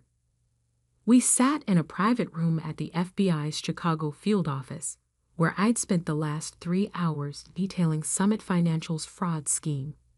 The evidence I'd brought had caused quite a stir. Agents had been coming and going, making calls, their faces showing increasing concern as they grasped the scale of what we were dealing with. Alex is expecting me to present doctored numbers to the board tomorrow, I replied. He thinks I'm working on them now. Perfect, Martinez nodded. We need that board meeting. Get him talking about the adjustments he wants you to make. Be specific. I fingered the recording device, smaller than a credit card, designed to slip into a jacket pocket. What if he searches me? He won't. Jennifer spoke up from her corner of the room. She'd come with me to the FBI, her own evidence adding to the growing case. Alex is too arrogant. He thinks he's untouchable. The next morning, I arrived at Summit Financial wearing a wire and carrying 2 sets of spreadsheets. The real numbers showing the massive fraud, and the fake ones Alex expected. My hands were steady, but my heart was racing. "There's my star CFO," Alex called out as I passed his office. "Ready for the board?" I forced a smile. "Just some final adjustments." "Come show me," he said, gesturing me inside. Perfect. Just like the FBI had predicted. His own ego making him want to micromanage the deception. I sat down, opening my laptop to the fake numbers. "Walk me through it," he said, coming to stand behind my chair. Well, I began, the recording device capturing every word. "I've moved the Miller account's phantom trades through our Cayman subsidiary, then back through Singapore. Makes them harder to trace." Good, he murmured. "And the asset valuations? Inflated by 22% across all major holdings. It'll show the growth you wanted." He squeezed my shoulder. "See? I knew you'd understand how things work. This is why I made you CFO." The recording device felt hot in my pocket, though I knew it was just my imagination. Every word he spoke was another nail in his coffin. "What about the SEC filing?" he asked. "That needs to match." "Already handled," I assured him. "I used the same methods you showed Marcus before he retired." Alex's hand tightened on my shoulder for a moment. "Marcus made his choice. I'm glad you're making a smarter one. If he only knew." The board meeting was scheduled for 2 p.m. At 1:30, I received a text from Agent Martinez. "Team's in position. Remember, let him present the false numbers first." I'd spent the morning quietly copying more files, documenting more transactions. The FBI now had evidence of over $3 billion in fraud, even more than I'd initially discovered. The rabbit hole went deeper than anyone had imagined. My phone buzzed. "Jennifer, Alex just asked me to verify the compliance certificates. It's happening."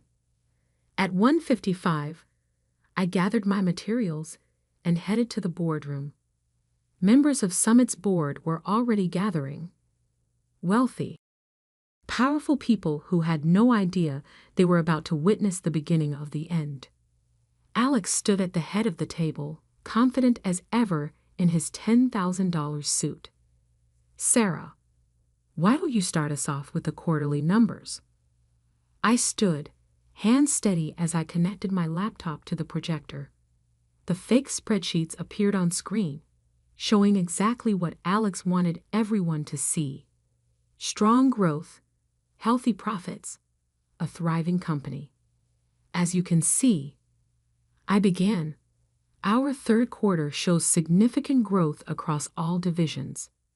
Alex beamed as I walked through the lies he'd orchestrated. Board members nodded approvingly, some making notes. None of them questioned why our firm was doing so well while our competitors struggled. Then, exactly as planned, Alex took over. "These outstanding results," he said, "reflect our innovative investment strategies and unique market position." The recording device captured every word as he expanded on the false numbers, adding his own embellishments, digging his hole deeper with every sentence. My phone buzzed silently in my pocket. The signal from Martinez. FBI agents were now in position throughout the building. And with that, Alex concluded triumphantly, "I'll let Sarah explain our projections for Q4. I stood again, but this time I switched to a different file. "Actually," I said calmly, "I have some other numbers the board should see." Alex's smile froze as the real spreadsheets appeared on screen. "These are the actual transactions," I continued, my voice steady. showing $3.2 billion in fraudulent trades, phantom assets, and manufactured profits. The boardroom erupted in chaos. Alex lunged for my laptop, but I stepped back. "What are you doing?" he hissed. "My job," I replied. "The real one, not the criminal one you wanted me to do." The boardroom doors opened. Agent Martinez entered, followed by other FBI agents. "Alexander Blackwood," Martinez announced, "you're under arrest for securities fraud, wire fraud, and multiple violations of federal financial regulations." Alex's face went through a series of expressions: shock, rage, disbelief. "Sarah," he sputtered, "you naive little—" "Choose your next words carefully," Martinez cut in. "Everything in this room is being recorded." Board members sat in stunned silence as agents began securing computers and documents. Jennifer appeared in the doorway, carrying more evidence. "Ms. Reynolds has been working with us for the past week," Martinez explained to the board. "The fraud she uncovered is one of the largest we've seen since Bernie Madoff." Alex, being handcuffed, turned to glare at me. "I made you CFO," he spat. "I gave you everything." "No," I corrected him. "You gave me a choice between being criminal or being ethical. I chose ethical." As he was led away, I began explaining the real situation to the shell-shocked board. The fake trades, the hidden losses, the years of systematic fraud that had artificially inflated Summit Financial's worth. My phone started buzzing with news alerts. FBI raids Summit Financial. Major fraud uncovered at Chicago investment firm. CEO arrested in billion-dollar security scam. Jennifer joined me as the agents continued their work. "You okay?" I nodded, watching Alex being escorted through the office in handcuffs, his perfectly tailored suit suddenly looking like a costume. "Naive," I mused. He kept calling me naive for believing in ethics. And now he's learning about prison ethics. Jennifer smiled grimly. But this was just the beginning. The evidence we gathered would take months to fully process.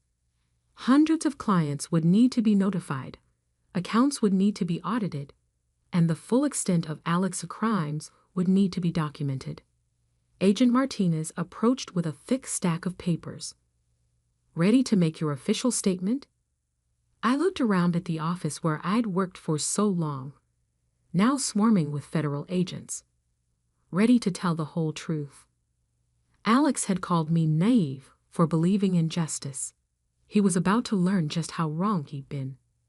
6 months after Alexander Blackwood was led out of Summit Financial in handcuffs, I sat in a federal courthouse, preparing to testify at his trial. The evidence we'd uncovered had blown up into the largest financial fraud case Chicago had seen in decades. "Ready?" Agent Martinez asked, reviewing his notes beside me. I nodded, watching Alex being led into the courtroom. His $10,000 suits had been replaced by department store clothing that somehow made him look smaller. But his eyes, when they met mine, still burned with the same arrogance. "The prosecution calls Sarah Reynolds," the judge announced. As I took the stand, I thought about how much had changed since that day in Alex's office when he'd called me naive for refusing to cook the books. The investigation had revealed fraud going back 15 years, totaling over $4.8 billion, far more than we'd initially discovered. "Ms. Reynolds," the prosecutor began, "please explain to the court how you first discovered the fraudulent activities at Summit Financial." For the next 3 hours, I laid out every detail. The fake trades, the phantom assets, the elaborate network of shell companies Alex had used to hide losses. I explained complex financial schemes in terms the jury could understand, watching their faces shift from confusion to shock to outrage. And Mr. Blackwood's response when you confronted him about these irregularities? He told me it was normal, I replied, that every major firm does it. He called me naive for questioning it. Alex's lawyer tried to paint me as a disgruntled employee, but the evidence was overwhelming. The recordings I'd made, the documentation Jennifer and I had gathered, the testimonies from other employees who'd come forward, it all told the same story. During a break in proceedings, Jennifer showed me the latest financial news on her tablet. Summit Financial Fraud claims more victims. 3 major banks implicated. FBI investigation expands to international financial networks. Whistleblower testimony reveals decade of systematic fraud. They're calling it the Chicago version of Enron, she said. I thought of Marcus Williams, my predecessor, who'd fled to Florida rather than face what he'd helped create. The FBI had found him, and he turned state's evidence, adding his testimony to the mountain of proof against Alex. The trial lasted 3 weeks. Each day revealed new depths of corruption, new layers of fraud that had permeated every level of Summit Financial. Board members who had nodded approvingly at Alex's false numbers now faced their own legal troubles. Finally, it was time for the verdict. On the charge of securities fraud, how do you find? Guilty. Wire fraud? Guilty. Money laundering? Guilty. 23 counts in total, 23 guilty verdicts. When the judge announced the sentence, 18 years in federal prison, Alex finally lost his composure. "This is ridiculous," he shouted, jumping up. "Everyone does it.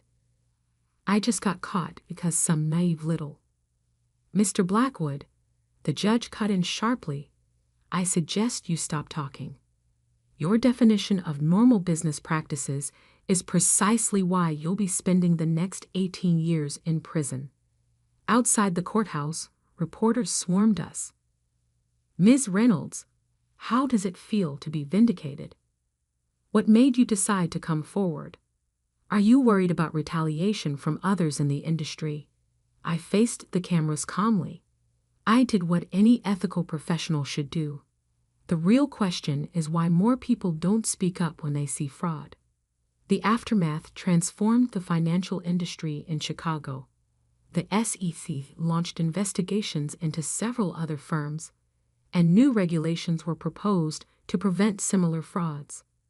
Summit Financial itself was dissolved, its legitimate assets sold off to repay defrauded investors. The magnificent office building where Alex had once ruled now housed other companies, the Summit name removed from its facade. A month after the trial, I received an unexpected call from Harvard Business School. They wanted me to give a guest lecture on corporate ethics and the importance of whistleblower protection. Standing in front of those students, I told them the real story, not just the fraud and its discovery, but the moral choice every financial professional eventually faces. "There will come a moment," I explained, "when someone asks you to cross a line. They'll tell you it's normal, that everyone does it. That's when you have to decide what kind of professional you want to be." The lecture was picked up by major business publications. Soon I was speaking at conferences, consulting with firms on ethical compliance, and helping draft new industry regulations. "Not bad for someone naive," Jennifer commented after one such presentation. I smiled, remembering Alex's words. Turns out believing in ethics isn't naive. It's the only way this industry can survive.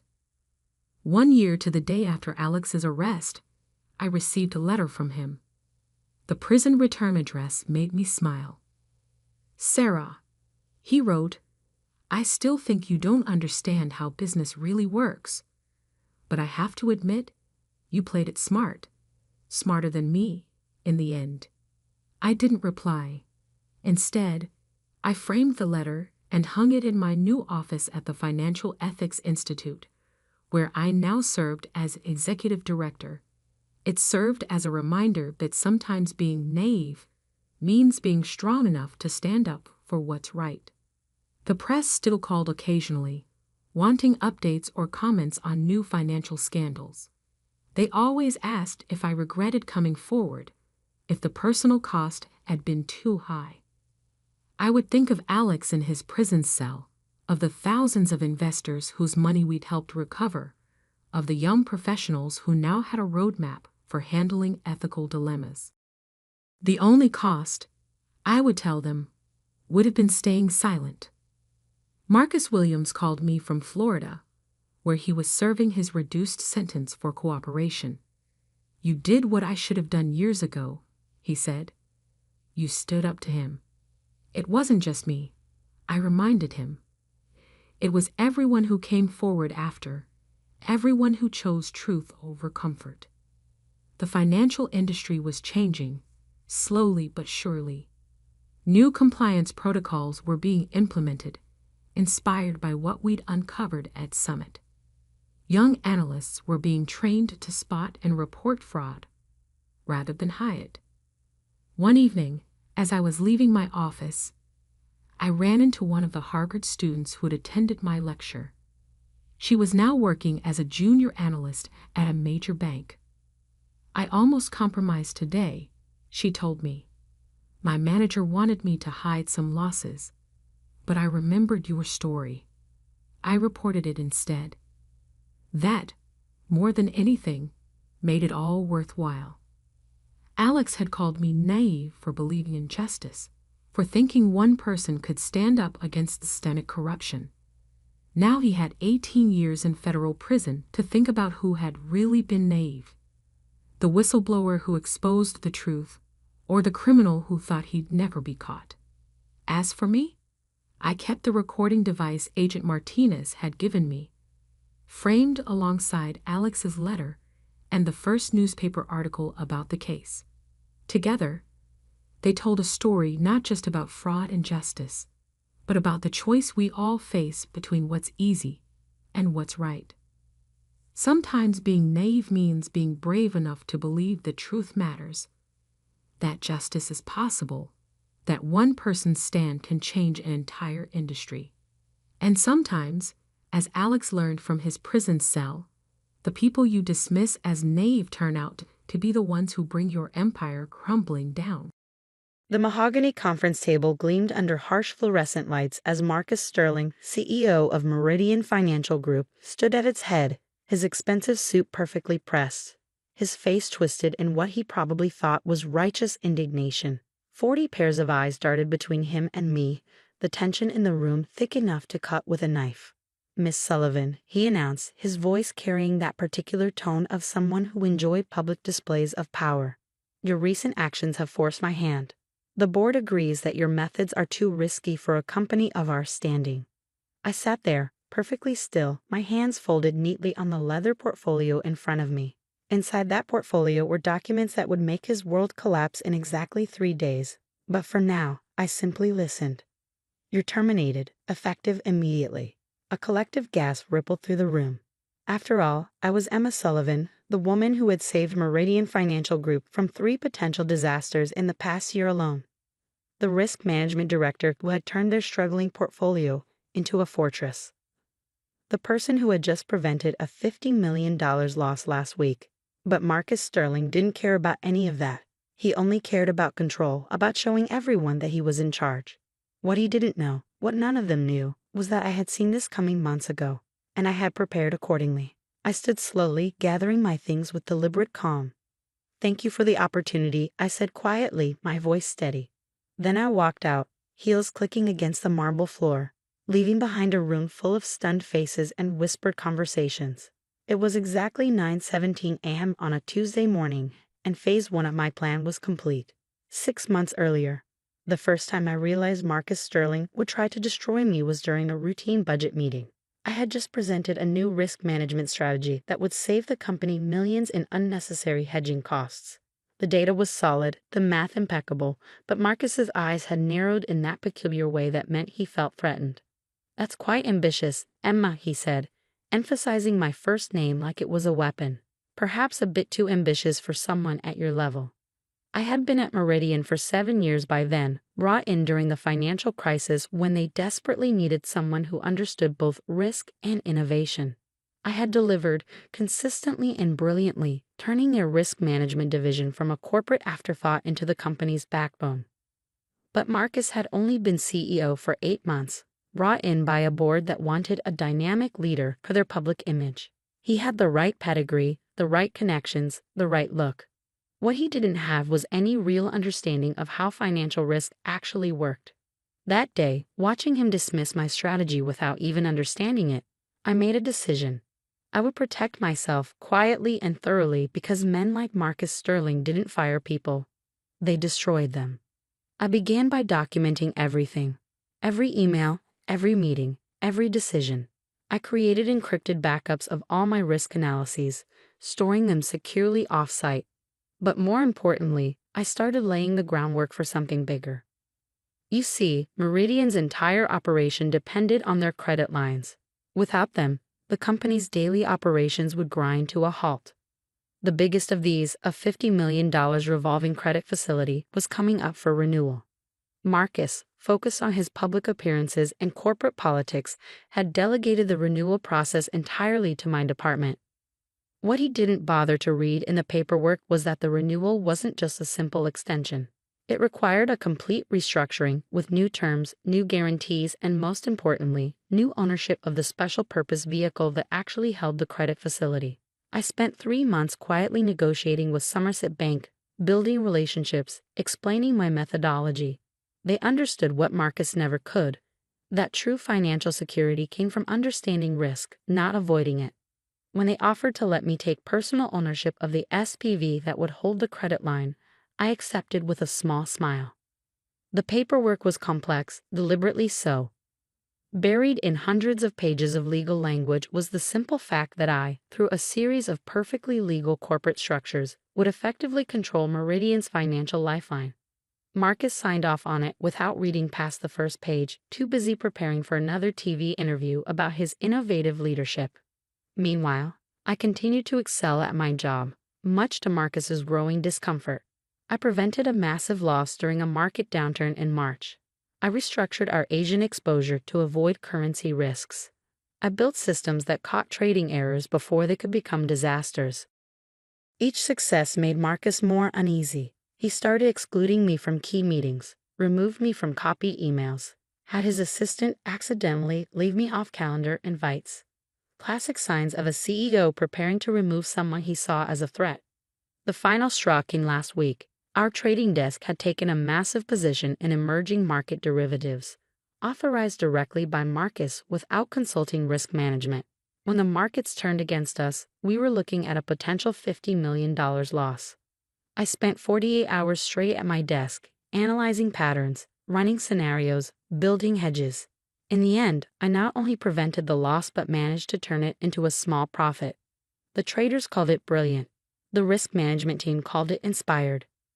Marcus called it unnecessarily complicated and dangerously aggressive. That's when I knew my time was running out. I could see it in the way he stalked the halls, in the whispered conversations that stopped when I walked by, in the sudden requests for detailed reports on all my methodologies. So I prepared. I updated all my documentation. I confirmed my control of the credit facility.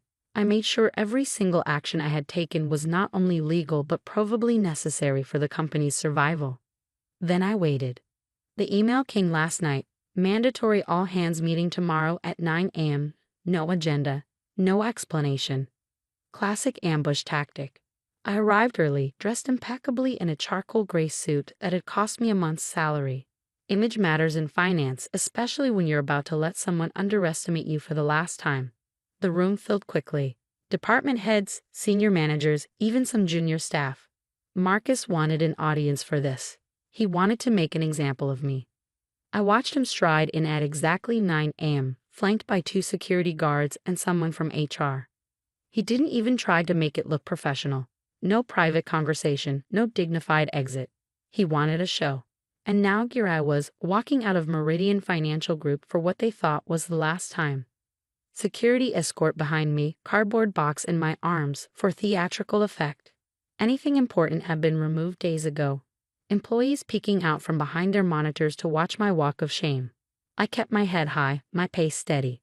The security guard, Jim, who had always been kind to me, looked uncomfortable. "I'm sorry, Miss Sullivan," he whispered as we reached the lobby. "This isn't right." I gave him a small smile. "Don't worry, Jim. Everything happens for a reason." Outside, the city bustled under a clear autumn sky. I took a deep breath of crisp October air and checked my watch. 9:47 a.m. In exactly 3 days, Marcus Sterling would learn what real risk looked like. But for now, I had a breakfast meeting to attend with the CFO of Somerset Bank, who was very interested in hearing about my sudden availability. I slipped into the back of my waiting car, not a taxi, but a private town car I had arranged the night before. Image matters in finance, after all, especially when you're about to turn from fired employee to the person who holds your former company's financial fate in your hands. The driver pulled away from the curb smoothly as I pulled out my phone. A text from my lawyer confirmed that everything was in place. Another from my private banker assured me that my own finances were secure and untouchable. I leaned back against the leather seat, allowing myself a moment to appreciate the perfect execution of Phase 1. Marcus thought he had won. He thought he had proven his power, established his dominance, eliminated a threat. What he had actually done was activate a sequence of events that would teach him the true meaning of risk management. Because while he had been focused on his public image, I had been focused on something far more important: understanding exactly how power really worked in the world of high finance. And in 3 days, when Somerset Bank's statement revealed exactly who controlled Meridian's critical credit line, Marcus Sterling would learn that sometimes the biggest risk is underestimating the person you're trying to destroy. But that was Phase 2. For now, I had a breakfast meeting to attend and a story to begin telling. After all, timing is everything in finance. And my timing was perfect. The Somerset Bank executive dining room had that particular kind of hushed elegance that only old money could create. Crystal glasses caught the morning light, white tablecloths draped with mathematical precision, and the subtle scent of fresh coffee mixed with power and privilege. William Hayes, CFO of Somerset Bank, stood as I approached the corner table. His handshake was firm, his smile genuine. "Emma," he said warmly, "I heard about this morning's theatrics at Meridian." I settled into the leather chair across from him, accepting a cup of perfectly brewed coffee from a discreet waiter. News travels fast in financial circles, especially when someone makes a mistake as colossal as Marcus Sterling just did. William's eyes sparkled with a mixture of amusement and anticipation. "I assume everything is proceeding according to plan?" I took a small sip of coffee, savoring the moment. Phase 1 is complete. Marcus did exactly what we expected. Made it public, made it dramatic, made it impossible to quietly reverse course. William nodded, pulling out a sleek leather portfolio. Our timing couldn't be better. The quarterly review of all major credit facilities is scheduled for Friday morning. Marcus will be required to attend personally as CEO. And the documentation. All in order. The ownership structure of the SPV controlling their credit line will be revealed as part of standard compliance protocols. He paused, allowing himself a small smile. I must admit, I'm looking forward to seeing his face when he realizes what he's done. I reached into my bag and retrieved a USB drive. This contains detailed reports of every risk management decision I've made in the past year, including the full analysis of last week's derivatives save. Your risk committee might find it interesting reading. William pocketed the drive smoothly. I'm sure they will. Now, shall we discuss your future role at Somerset? The rest of breakfast passed in a comfortable discussion of possibilities. By the time I left, I had a verbal offer to become Somerset's new head of strategic risk management at triple my Meridian salary. But that would come later. For now, there was work to be done. Back in my car, I checked my phone. 3 missed calls from Meridian's HR department, 5 from their legal team, and 1 very interesting text from Sarah Chen, my former deputy. Complete chaos here. MS trying to access your risk management systems. Nobody can understand your notation system. Of course they couldn't. I had developed my own proprietary method of coding risk assessments over the years.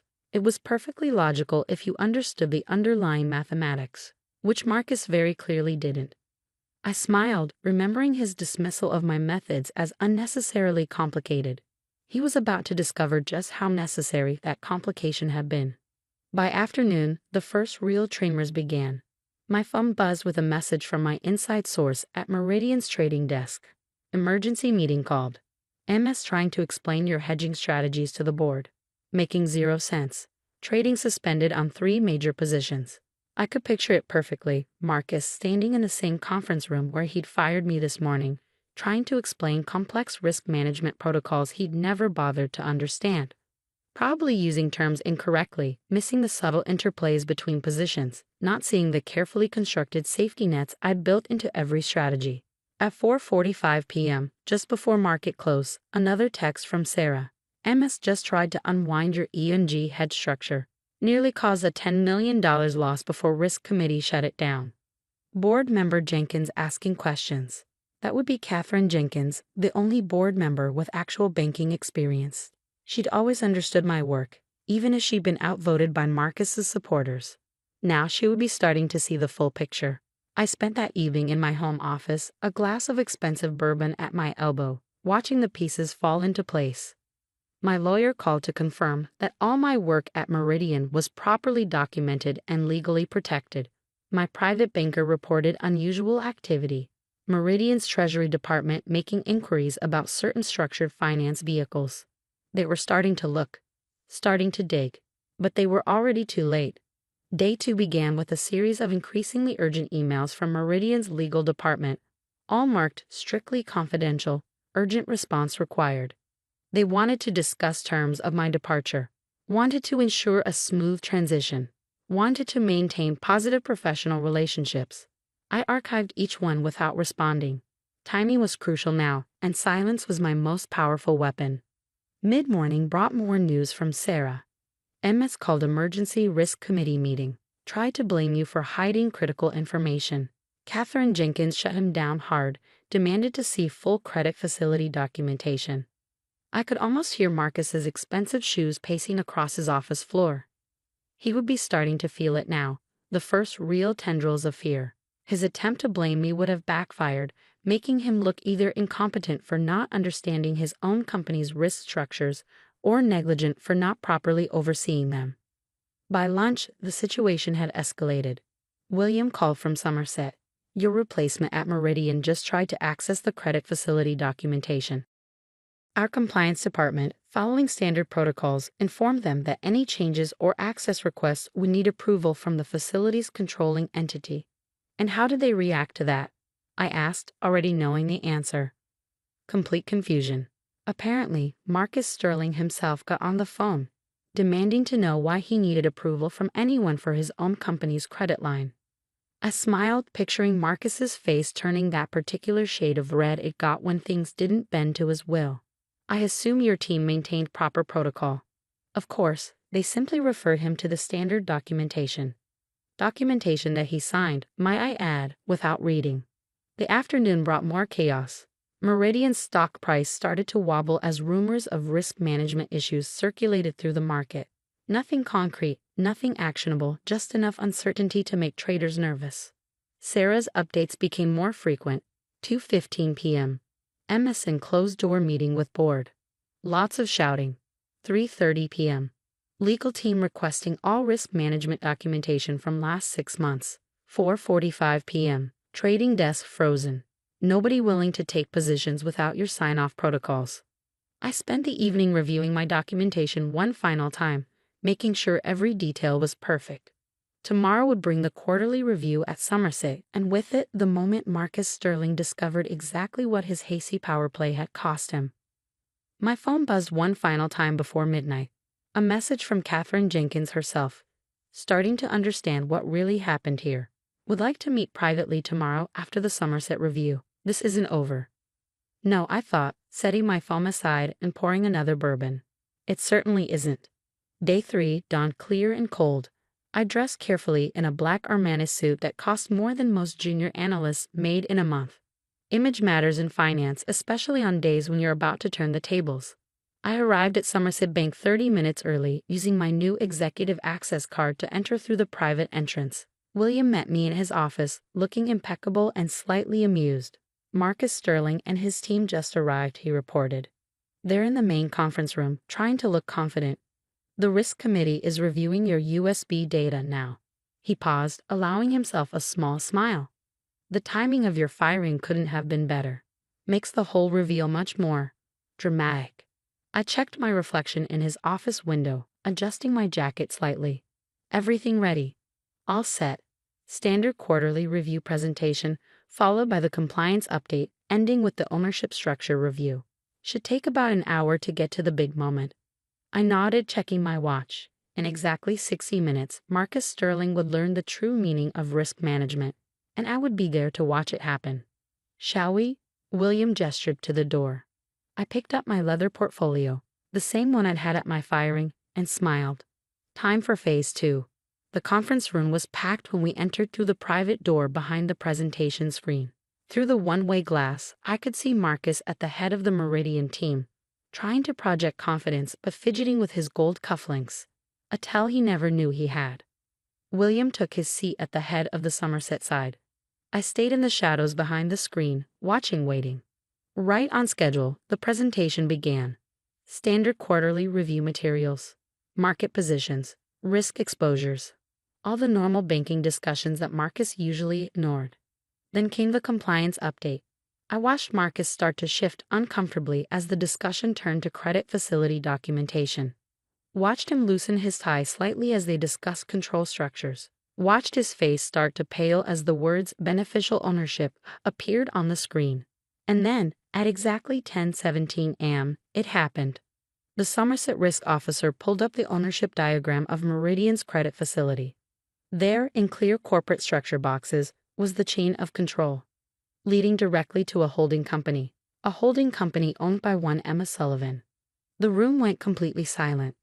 Marcus's face, already pale, turned absolutely white. He started to stand, then fell back into his chair as the full implications hit him. He hadn't just fired an employee. He had fired the person who controlled his company's financial lifeline. Phase 2 was complete, and Phase 3 was about to begin. Part 3, The Reckoning. The next few moments in Somerset Bank's conference room felt like watching a slow-motion car crash. Marcus Sterling, the man who had so confidently fired me 3 days ago, sat frozen in his chair, his face a mask of dawning horror as he stared at the ownership structure displayed on the screen. This can't be right, he stammered, his voice having lost all its previous authority. There must be some mistake. William Hayes, ever the consummate banker, smiled politely. I assure you, Mr. Sterling, there's no mistake. The documentation is quite clear. Your signature is on every page. That's when I stepped out from behind the screen, enjoying the way Marcus's eyes widened in shock. Perhaps, I said quietly, you should have read those papers more carefully before signing them. The room erupted in barely contained chaos. Meridian's legal counsel started frantically flipping through documents. Their CFO had turned an interesting shade of gray. And Katherine Jenkins, watching from the end of the table, had the smallest smile playing at the corners of her mouth. Marcus shot to his feet, his face now turning from white to red. This is manipulation. Fraud. I'll have you arrested for this. I placed my portfolio on the table, opening it with deliberate calm. Everything was done completely legally, Marcus. The ownership structure was clearly detailed in the documentation. Documentation that you signed, multiple times. I slid out a stack of papers, his signature prominent on each one. Would you like to review them now? He fell back into his chair, the fight visibly draining from him as reality set in. The entire room watched in silence as the implications became clear to everyone. The man who had publicly fired me 3 days ago had just discovered that I controlled his company's financial lifeline. William cleared his throat. Perhaps this would be a good time to discuss the terms of the credit facility's continuation. Marcus's head snapped up. Terms? What terms? Well, I said, taking a seat at the table. As the controlling entity of the credit facility, I have certain concerns about Meridian's current risk management practices, particularly in light of recent leadership decisions. Katherine Jenkins leaned forward. I believe the board would be very interested in hearing these concerns. The next 2 hours were a masterclass in professional decimation. I methodically laid out every flaw in Marcus's leadership, The ignored warnings, the reckless trading decisions, the dismantling of key risk protocols. Each point was documented, dated, and devastating. By the time I finished, Marcus looked like a man who had aged a decade in a day. But I wasn't done yet.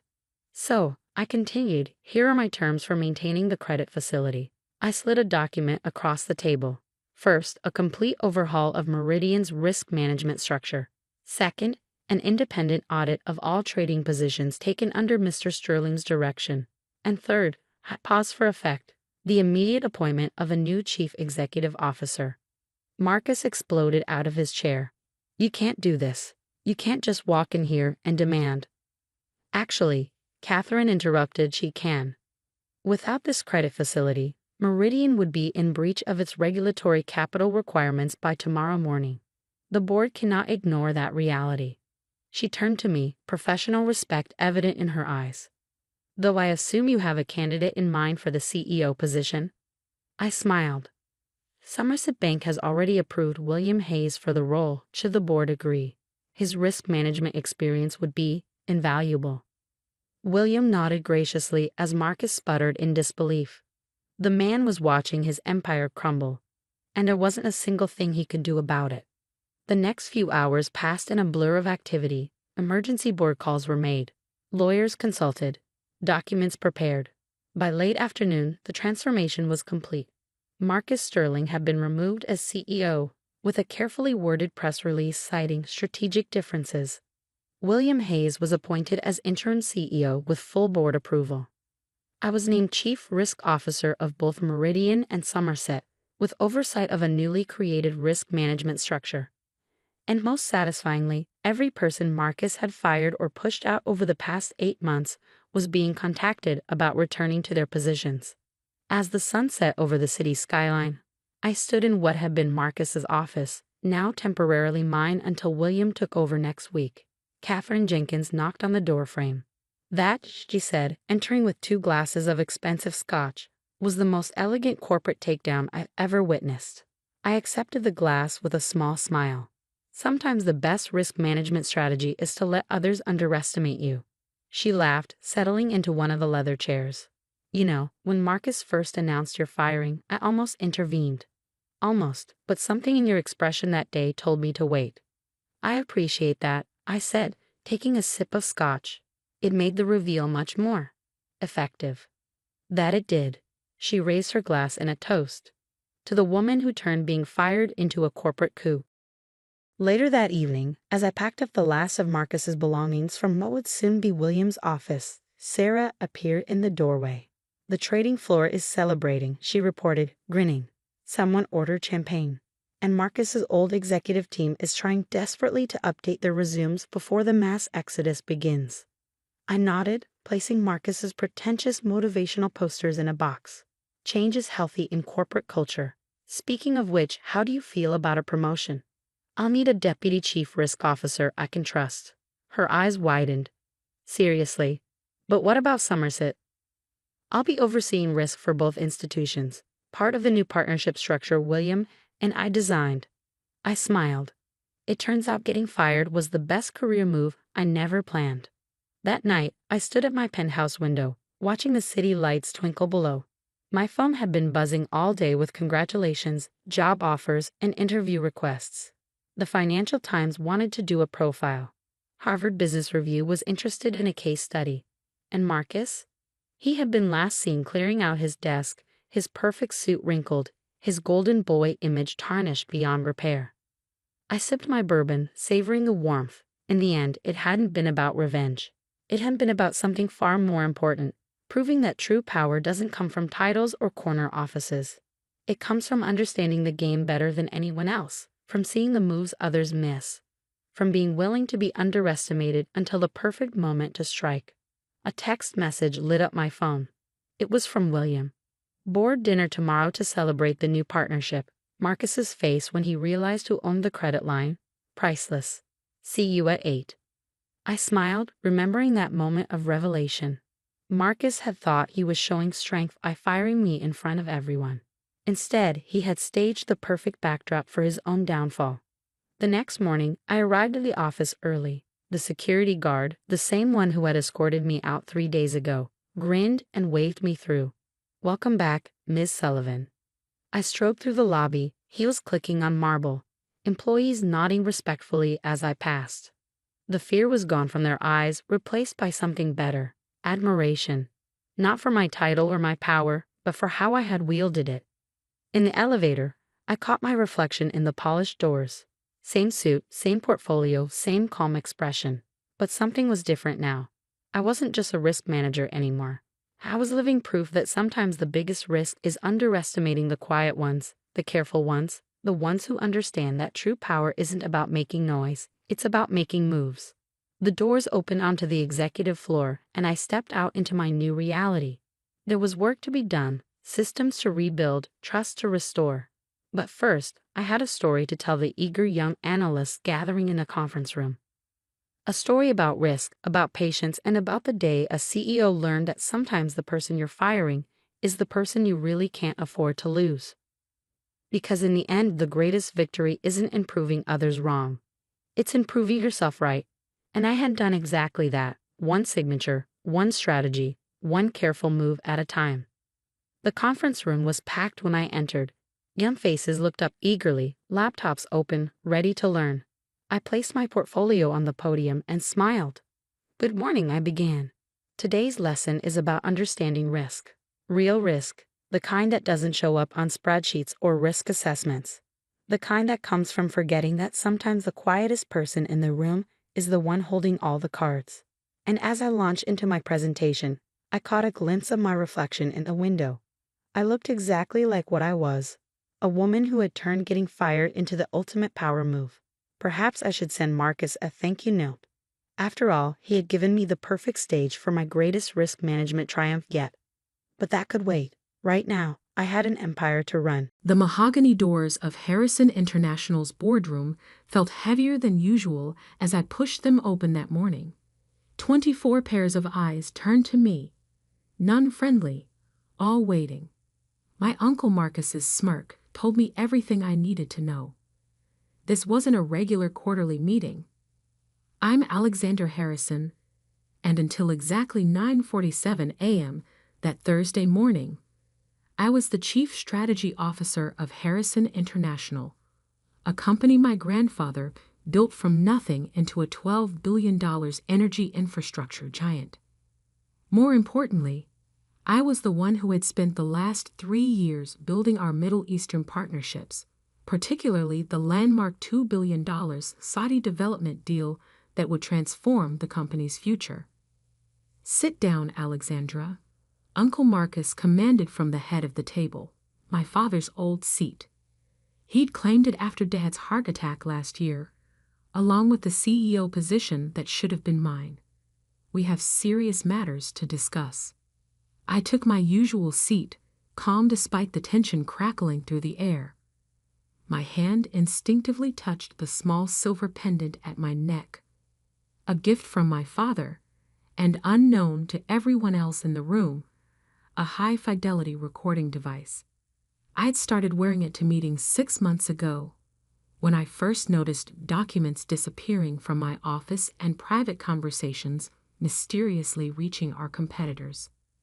"The board has convened this emergency session," Marcus continued, shuffling papers importantly, "to address grave concerns about the company's strategic direction, specifically regarding our Middle Eastern expansion." My heart rate picked up, but I kept my face neutral. I'd expected this, planned for it even. The Saudi deal was too big, too transformative for Marcus to let me complete it. Success would have cemented my position as the natural heir to Harrison International. "Our review indicates gross mismanagement of the Saudi negotiations," he declared, his voice dripping with fake concern. "Unauthorized promises, misrepresented capabilities, and frankly, amateur handling of delicate cultural sensitivities." The lies rolled off his tongue smoothly. He'd clearly been practicing. Around the table, board members nodded gravely. Most were Marcus's golf buddies or business school classmates, installed over the years through careful maneuvering. That's absolutely false, I stated calmly, pulling out my tablet. I can show you the detailed negotiation records. No need, Marcus cut me off. We've seen enough. Prince Abdullah's office has already expressed serious reservations about continuing our partnership. Now that was interesting. I'd spoken with Adil, Prince Abdullah's chief advisor, just yesterday. There had been no reservations, only excitement about next week's contract signing. Harrison International requires leadership that understands the complexities of global business, Marcus continued.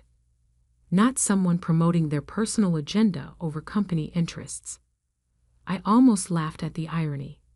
Marcus, who'd never worked a day outside Connecticut, lecturing me about global business. I'd spent 5 years in our Dubai office, learned Arabic, built relationships across the region while he played politics in Hartford. Therefore, he straightened his tie with satisfaction. The board has unanimously voted to terminate your employment, effective immediately. The room fell silent. This was his moment of triumph, orchestrated down to the last detail. Security waiting outside, my office already being packed up, probably a press release drafted announcing my resignation to pursue other opportunities. I stood slowly, gathering my things with deliberate calm. I assume you've informed Prince Abdullah's team of this change in leadership. A flicker of uncertainty crossed Marcus's face. That's no longer your concern. Of course, I smiled, thinking of the WhatsApp message I'd sent to Adil this morning, warning him to watch the live stream of this meeting through the security camera feed I'd given him access to. I'll have my office cleared by noon. Security will escort you out now, Marcus said sharply. We can't risk you accessing sensitive information. As 2 guards appeared at the door, I turned to face the board one last time. Just remember, Uncle Marcus, in business, as in family, trust is everything. Once broken, it's almost impossible to rebuild. He waved his hand dismissively. Save the lectures, Alexandra. You're done here. I let the guards lead me out, past shocked employees, and through the marble lobby of the building my grandfather had built. My phone was already buzzing with messages, but I ignored them all except one, a single line from Adil. We saw everything. Call me. In my car, I finally allowed myself a small smile as I reached for the silver pendant. The recording would be useful, but it wasn't my real insurance policy. No, Marcus had done exactly what I expected, exactly what I needed him to do. He just didn't know it yet. I drove to my apartment in the city, a space that had seen little use given my usual 80-hour work weeks. The modern furnishings and floor-to-ceiling windows offered a perfect view of Harrison Tower, where Marcus was undoubtedly celebrating his victory. Opening my laptop, I connected to a secure server and began downloading files. Thousands of documents, emails, and recordings I'd been carefully collecting over the past 6 months. Every questionable deal, every manipulated report, every secret board meeting where Marcus and his allies had plotted against my father's vision for the company. My phone rang. Adil's private number. Your uncle is a fool, he said without preamble. The prince is furious. That man doesn't understand the first thing about respect or family honor. No, I agreed. He doesn't. But he understands greed perfectly well. We're withdrawing from all negotiations with Harrison International, Adil confirmed. The prince has already signed the termination papers. But Alexandra, he's very interested in your alternative proposal. I looked at the business plan open on my screen. 3 years of work, carefully hidden from Marcus and his spies. A new company, built on my expertise and connections, designed to do everything Harrison International could have done better, cleaner, more ethically. "Tell His Highness I'll be in Riyadh next week," I said. "And a deal. Make sure Marcus knows exactly why the deal fell apart." After hanging up, I spent the next few hours organizing the evidence I'd gathered. The recordings would prove useful eventually, but not yet. First, I'd let Marcus deal with the chaos of losing the Saudi contract. Let him face the board's questions, the shareholders' anger, the media's speculation. My father had always told me, in our business, patience is more powerful than any weapon. He'd built Harrison International on that principle, taking time to develop relationships, earn trust, create real value. Marcus thought he'd won by forcing me out. He didn't realize he just freed me to do what I'd been preparing for all along. The company my grandfather built might be lost to greed and betrayal, but its legacy would live on, just not in the way Marcus expected. My phone buzzed again, a news alert this time. Harrison International's stock had dropped 12% on rumors of the Saudi deal's collapse. Another message followed, this one from my father's old friend on the board. "What have you done?"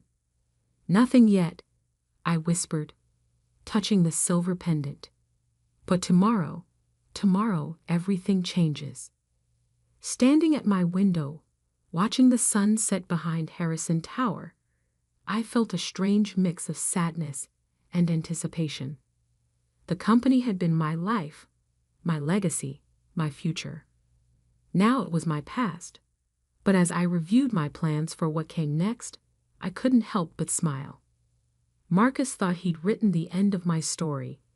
He didn't realize he just helped me begin a new one.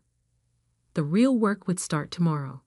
But tonight, I had one more call to make, to a small but influential investment bank in Dubai, run by Prince Abdullah's cousin. After all, a new company would need funding, and I knew exactly where to find it.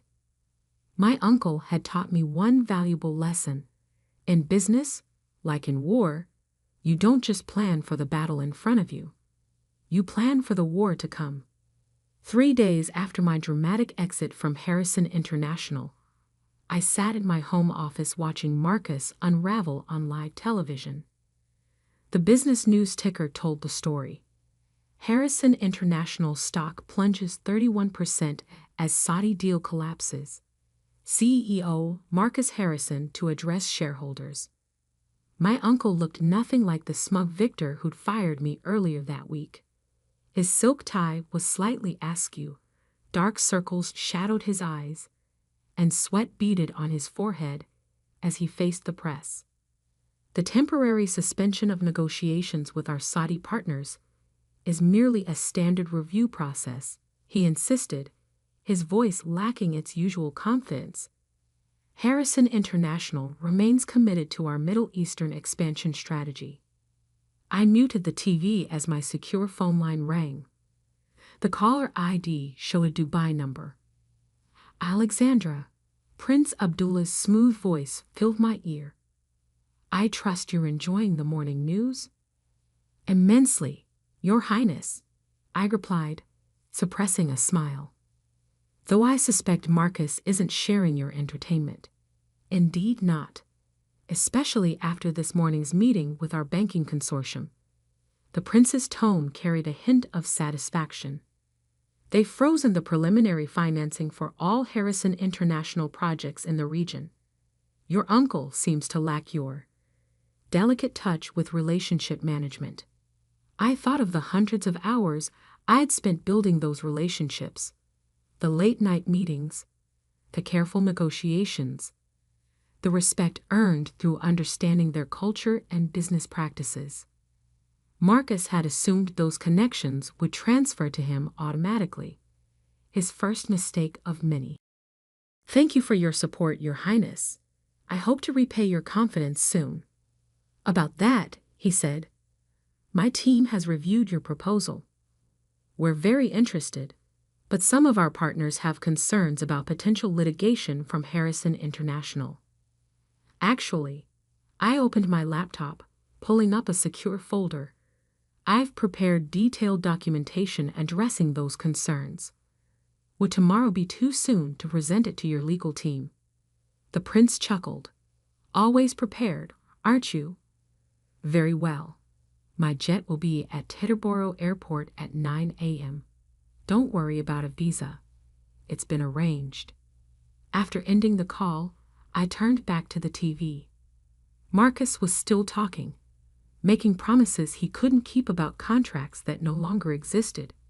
Part of me felt guilty watching my family's company implode, but I pushed the feeling aside. Marcus had made his choice when he betrayed not just me, but everything my grandfather and father had built. My phone buzzed with a text from Sarah Chen, my father's former executive assistant who now worked for Marcus. He's called an emergency board meeting for tomorrow morning. Completely panicking. Thought you should know. I'd stayed in touch with Sarah after my father's heart attack, recognizing a kindred spirit who valued loyalty over politics. She'd been my eyes and ears inside Harrison International for months, warning me about Marcus's schemes long before he made his move. Thanks, I texted back. Stay safe. Things might get rough soon. Opening my laptop, I began reviewing the presentation I'd prepared for Prince Abdullah's team.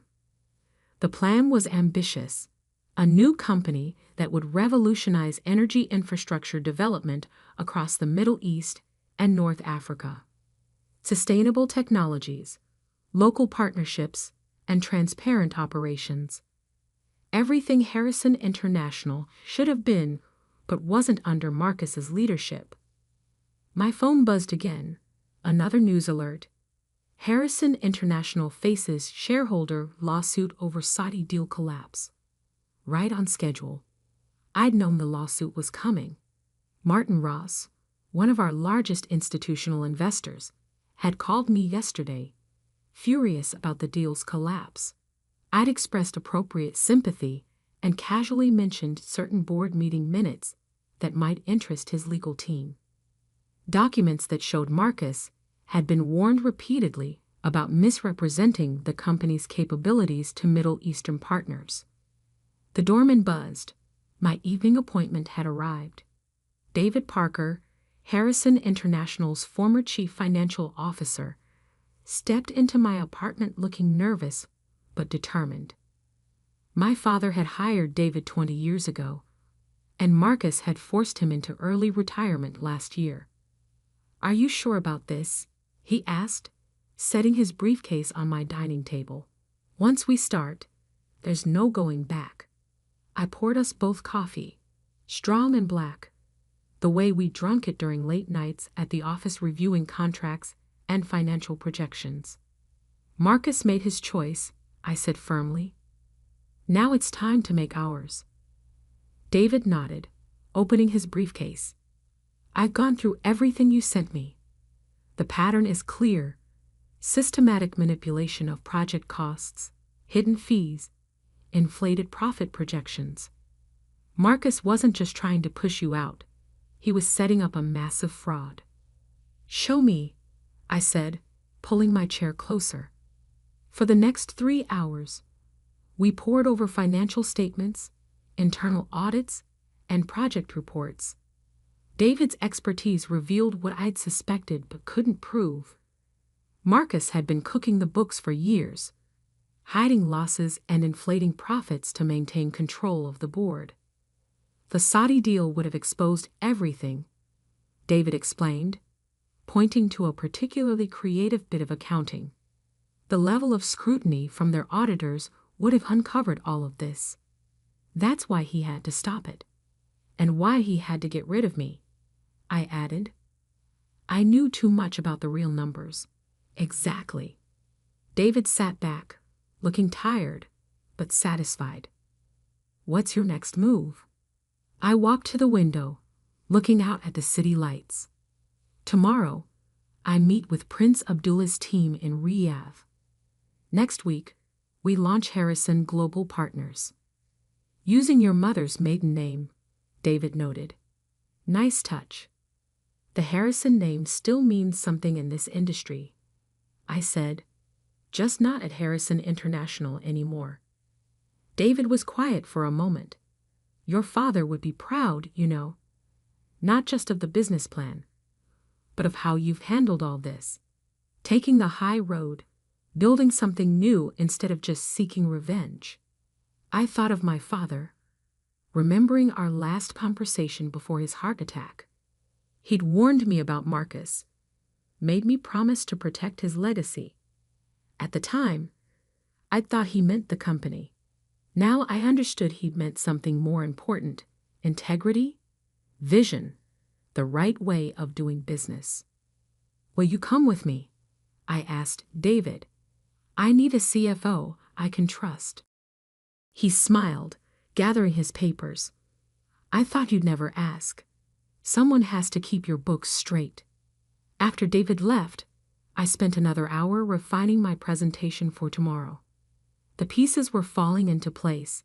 Financing from Prince Abdullah's consortium, operational expertise from David and other former Harrison International executives Marcus had pushed out, contracts ready to be signed with key clients who had followed me. My phone buzzed one last time that night. An email from Adil. Board meeting didn't go well for your uncle. 3 directors resigned. Others asking questions about financial reports. He's scared. Good, I thought. He should be. The next morning, as my car approached Teterboro Airport, I saw the Harrison International logo on a billboard. My grandfather's signature turned into a corporate symbol. Soon that logo would be as outdated as Marcus's way of doing business. My new company's logo was already designed, incorporating elements of Islamic geometry with modern clean lines.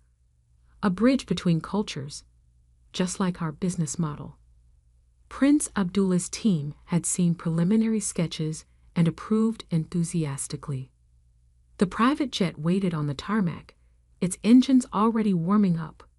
As I climbed the stairs, I remembered another flight 5 years ago, my first trip to Dubai, sent by my father to learn the business from the ground up. I'd been nervous then, unsure of my place in the family empire. Now, boarding another plane to the Middle East, I felt only certainty. Marcus thought he'd ended my career. Instead, he'd forced me to create something better, something truly mine. My phone buzzed as I settled into my seat. Sarah again. Marcus just fired the entire Middle East division. Complete chaos here. I turned off my phone as the jet began taxiing. Let Marcus burn bridges. I was building new ones. The 14-hour flight to Riyadh gave me time to perfect my presentation and review the contracts David had prepared. Everything had to be perfect. This wasn't just about business anymore. It was about showing a better way to operate in a complex global environment. I thought about the recordings still saved in my silver pendant, evidence of Marcus's lies and manipulation. I hadn't released it yet, hadn't needed to. His own actions were doing more damage than any exposed secrets could. As the plane crossed the Atlantic, I opened my father's old notebook, a leather-bound journal he'd carried for 30 years. His business philosophy was scattered throughout its pages. Wisdom I'd only now begun to fully appreciate. Success in business, he'd written, is like playing chess. You don't win by making the most aggressive moves. You win by positioning yourself so carefully that your opponent's own moves become their undoing. Marcus was aggressive, playing for quick wins and immediate gratification. I was playing a longer game, one that would reshape not just one company, but an entire industry. The sun was setting over the Saudi desert when we began our descent into Riyadh. In the fading light, the modern skyline looked like something from a science fiction movie, a vision of the future rising from ancient sands. My future was out there too, waiting to be built. Tomorrow, I would stand before Prince Abdullah and his advisors, not as a displaced heir to a troubled company, but as the founder of something new and transformative. Marcus had taught me one final lesson. Sometimes losing everything is the only way to discover what you're truly capable of building. As the plane touched down, my phone reconnected to the network. Dozens of messages waited, but only one mattered, from Martin Ross, the institutional investor. Board meeting leaked. Marcus claiming Saudi deal collapsed due to your interference, demanding investigation. I smiled, thinking of the documents waiting in my briefcase, proof of every real reason the deal had failed, every lie Marcus had told, every ethical line he'd crossed. Let him investigate. Let him dig deeper. The hole he was digging would only make his fall more spectacular. Tomorrow would bring new challenges, new opportunities, new battles to fight. But tonight, watching the Riyadh lights grow closer, I felt only peace. The kind of peace that comes from knowing you're exactly where you're supposed to be, doing exactly what you were meant to do. Marcus thought he'd written my ending. He didn't realize he'd only written my beginning. The Riyadh sun was just rising when my phone rang. Sarah's voice was urgent. "Alexandra, turn on CNBC now." I flicked on the hotel room's television just in time to see the breaking news banner. Harrison International CEO Marcus Harrison steps down amid financial scandal. Emergency board meeting called.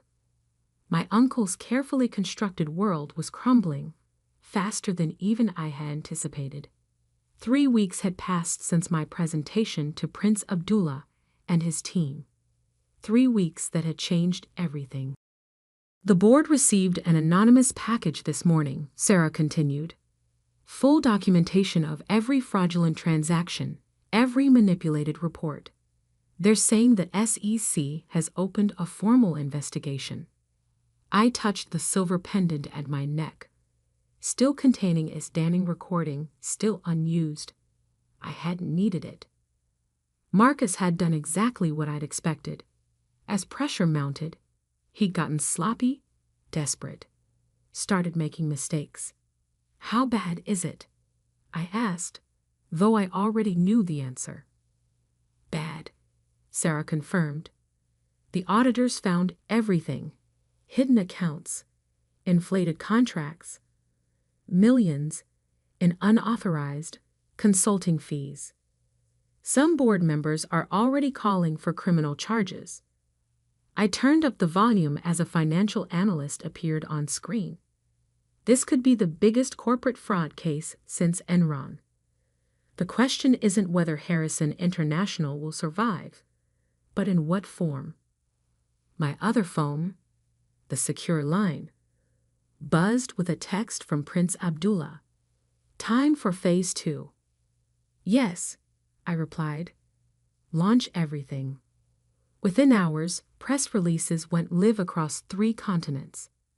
Harrison Global Partners, my new company, announced major infrastructure contracts with Saudi Arabia, the UAE, and Qatar, totaling over $5 billion in projects. The same projects Harrison International had lost, now restructured and improved. But we weren't just taking their contracts. We were taking their best people too. David Parker, now my CFO, had spent weeks quietly recruiting key executives and project managers from Harrison International. People who'd been marginalized under Marcus's leadership, who believed in my father's vision of ethical, sustainable business practices. Alexandra, my assistant, knocked on the hotel room door. Prince Abdullah's car is here. The drive through Riyadh's bustling financial district felt surreal. Massive digital billboards already displayed our new company logo, modern yet respectful of traditional design, just like our business model. In the prince's private office, dozens of people waited. Business leaders, government officials, media representatives. This wasn't just another contract signing. This was a statement about the future of international business in the region. My friends, Prince Abdullah began, standing to address the room. Today we witness not just the birth of a new company, but a new way of doing business. Harrison Global Partners represents everything we value. Respect for tradition while embracing innovation, profit with purpose, partnerships built on trust. I caught my reflection in the window as I walked to the podium. Power suit perfectly pressed, mother's pearls at my neck beside the silver pendant, father's journal in my briefcase. 3 generations of Harrison business wisdom, reimagined for a new era. Thank you, Your Highness, I began. When my grandfather founded Harrison International 50 years ago, he believed business could be both profitable and principled. That vision got lost somewhere along the way, but it wasn't destroyed. It was just waiting for the right moment to be reborn. As I outlined our plans, renewable energy infrastructure, local workforce development, transparent governance, I saw heads nodding, faces lighting up with recognition. This was what they'd wanted all along, not just projects and profits, but true partnership. My phone buzzed discreetly. Another message from Sarah. Marcus just tried to delete the server backups. It stopped him. He's barricaded in his office with security outside. I pushed the image aside, focusing on the contracts being passed around the table. Signature after signature, handshake after handshake. Years of relationship building paying off in ways Marcus had never understood. Back in my hotel suite that evening, I finally allowed myself to watch the full coverage of Harrison International's implosion. The stock had been halted after falling 60%. Board members were resigning hourly. Class action lawsuits were being filed. David called just before midnight. You need to see this email. Marcus tried to transfer $50 million to a Cayman Islands account this afternoon. Treasury caught it. Forward it to the SEC, I instructed. And David? Make sure our first quarter numbers are perfect. We're going to be under a microscope after this. Already done, he assured me. By the way, the talent acquisition team says we've received over 300 resumes from Harrison International employees since this morning. I wasn't surprised. Good people want to work for good companies. Marcus had forgotten that basic truth. The next morning brought an unexpected call from my father's hospital room in Connecticut. I saw the news, he said, his voice stronger than it had been in months. Both sets of news. Dad, You did exactly right. He cut me off. The company needed this wake-up call. Marcus needed to be stopped. I didn't want it to end this way, I admitted. No, but you were prepared for it. That's what makes you a better leader than your uncle ever was. He paused. I'm transferring my Harrison International shares to your new company's employee ownership trust. I sat down, stunned. Those shares, nearly 15% of the company, were worth hundreds of millions, even at the currently depressed price. The workers shouldn't suffer for Marcus's crimes, Dad continued. This way, they have a choice: stay with what's left of Harrison International or join something new, something better. Tears pricked my eyes. Thank you, Dad. Don't thank me. Just build something worthy of the trust people are placing in you. Over the next week, events moved at lightning speed. Marcus was arrested trying to board a private plane to Venezuela. The SEC appointed an independent monitor to oversee Harrison International. Our new headquarters in Dubai neared completion. Then came the morning I'd been both anticipating and dreading. 1 month to the day after Marcus had fired me, I stood in the lobby of Harrison Tower. not as an employee, but as a competitor, a creator, a leader in my own right. The security guards, the same ones who had escorted me out, nodded respectfully as I passed. News travels fast in corporate circles. Success commands its own kind of authority. The boardroom looked exactly the same. Mahogany doors, leather chairs, my grandfather's portrait on the wall. But the people were different. Independent directors now, appointed by the shareholders' committee. No more country club cronies. "Thank you for coming, Ms. Harrison," the new board chairman began. "We've asked you here to discuss a possible merger between Harrison International and Harrison Global Partners." I opened my father's journal, drawing strength from his wisdom. "I appreciate the offer, but no. Harrison International needs to clean house, rebuild trust, find its own way forward. Meanwhile, we're creating something new, something that never could have existed within the old structure. Even if we offered you the CEO position?" I smiled, thinking of my office in Dubai, overlooking the future. I already have a company to run. Later that day, I visited my father in the hospital. His room was filled with flowers, not from family or social climbers, but from employees, clients, and partners who remembered how he'd run the company. "You saw the board?" he asked. I nodded. "They wanted a merger." I declined. "Good." He pointed to the small table beside his bed. "That came for you this morning." A simple envelope lay there, addressed to me in my grandfather's distinctive handwriting. Inside was a single sheet of paper, dated just before his death.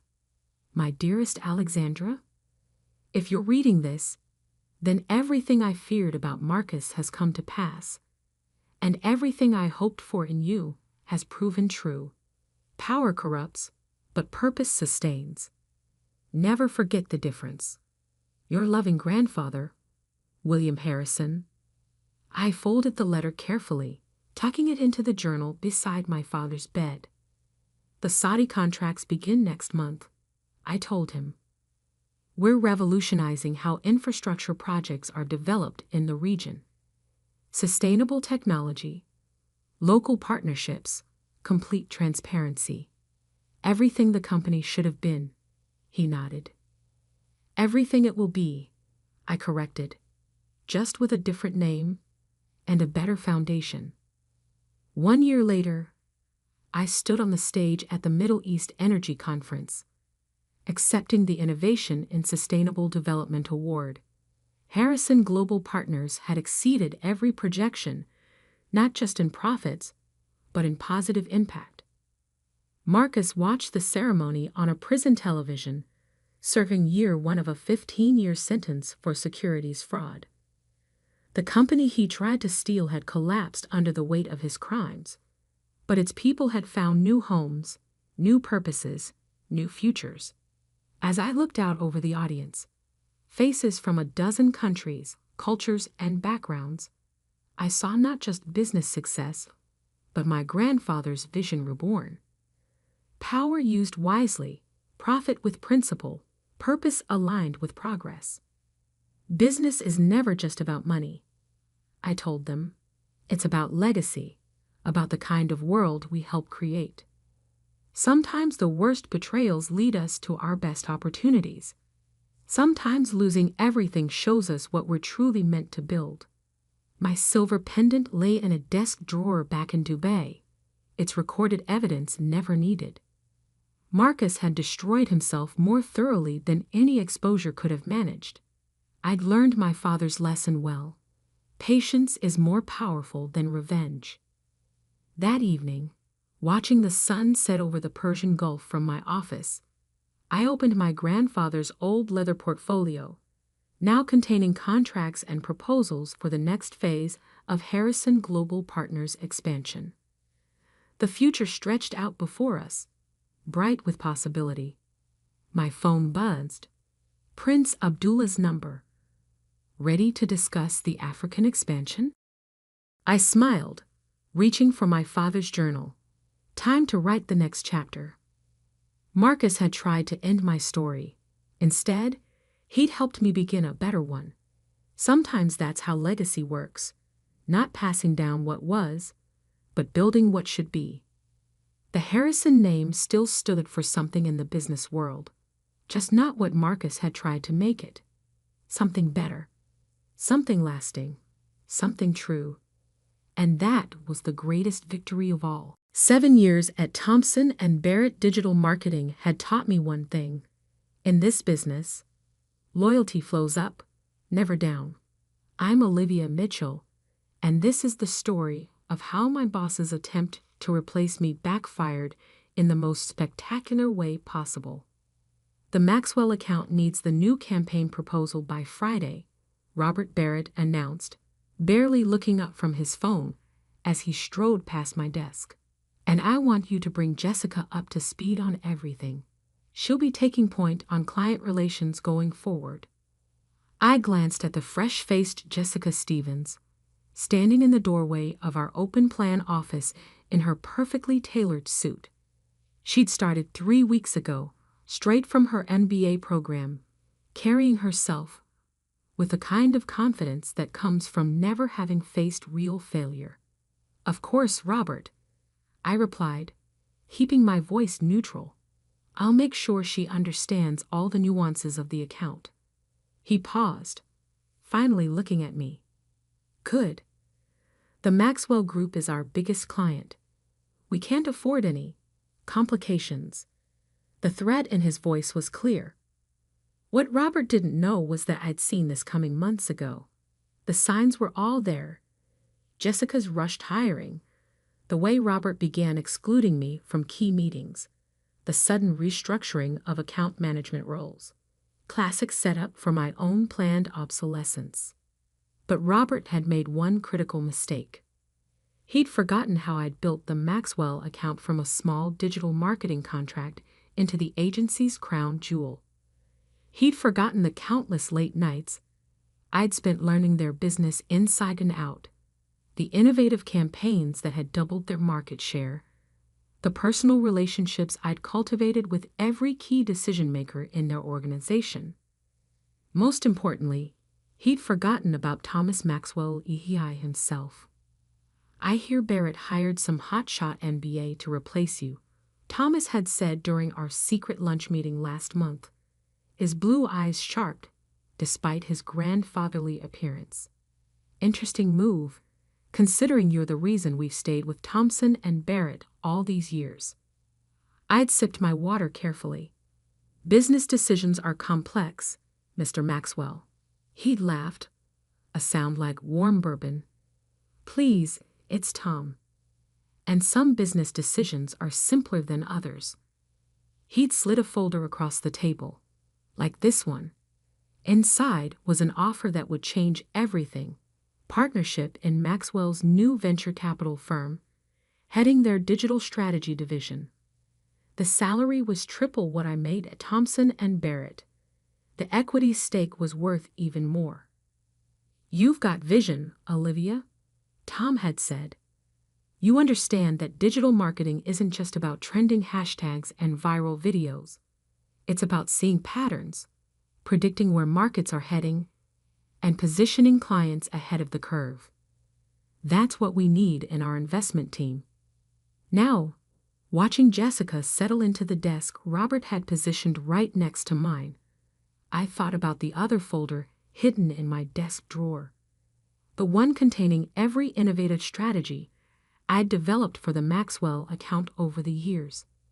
Strategies I'd carefully documented as my personal intellectual property, created outside of work hours.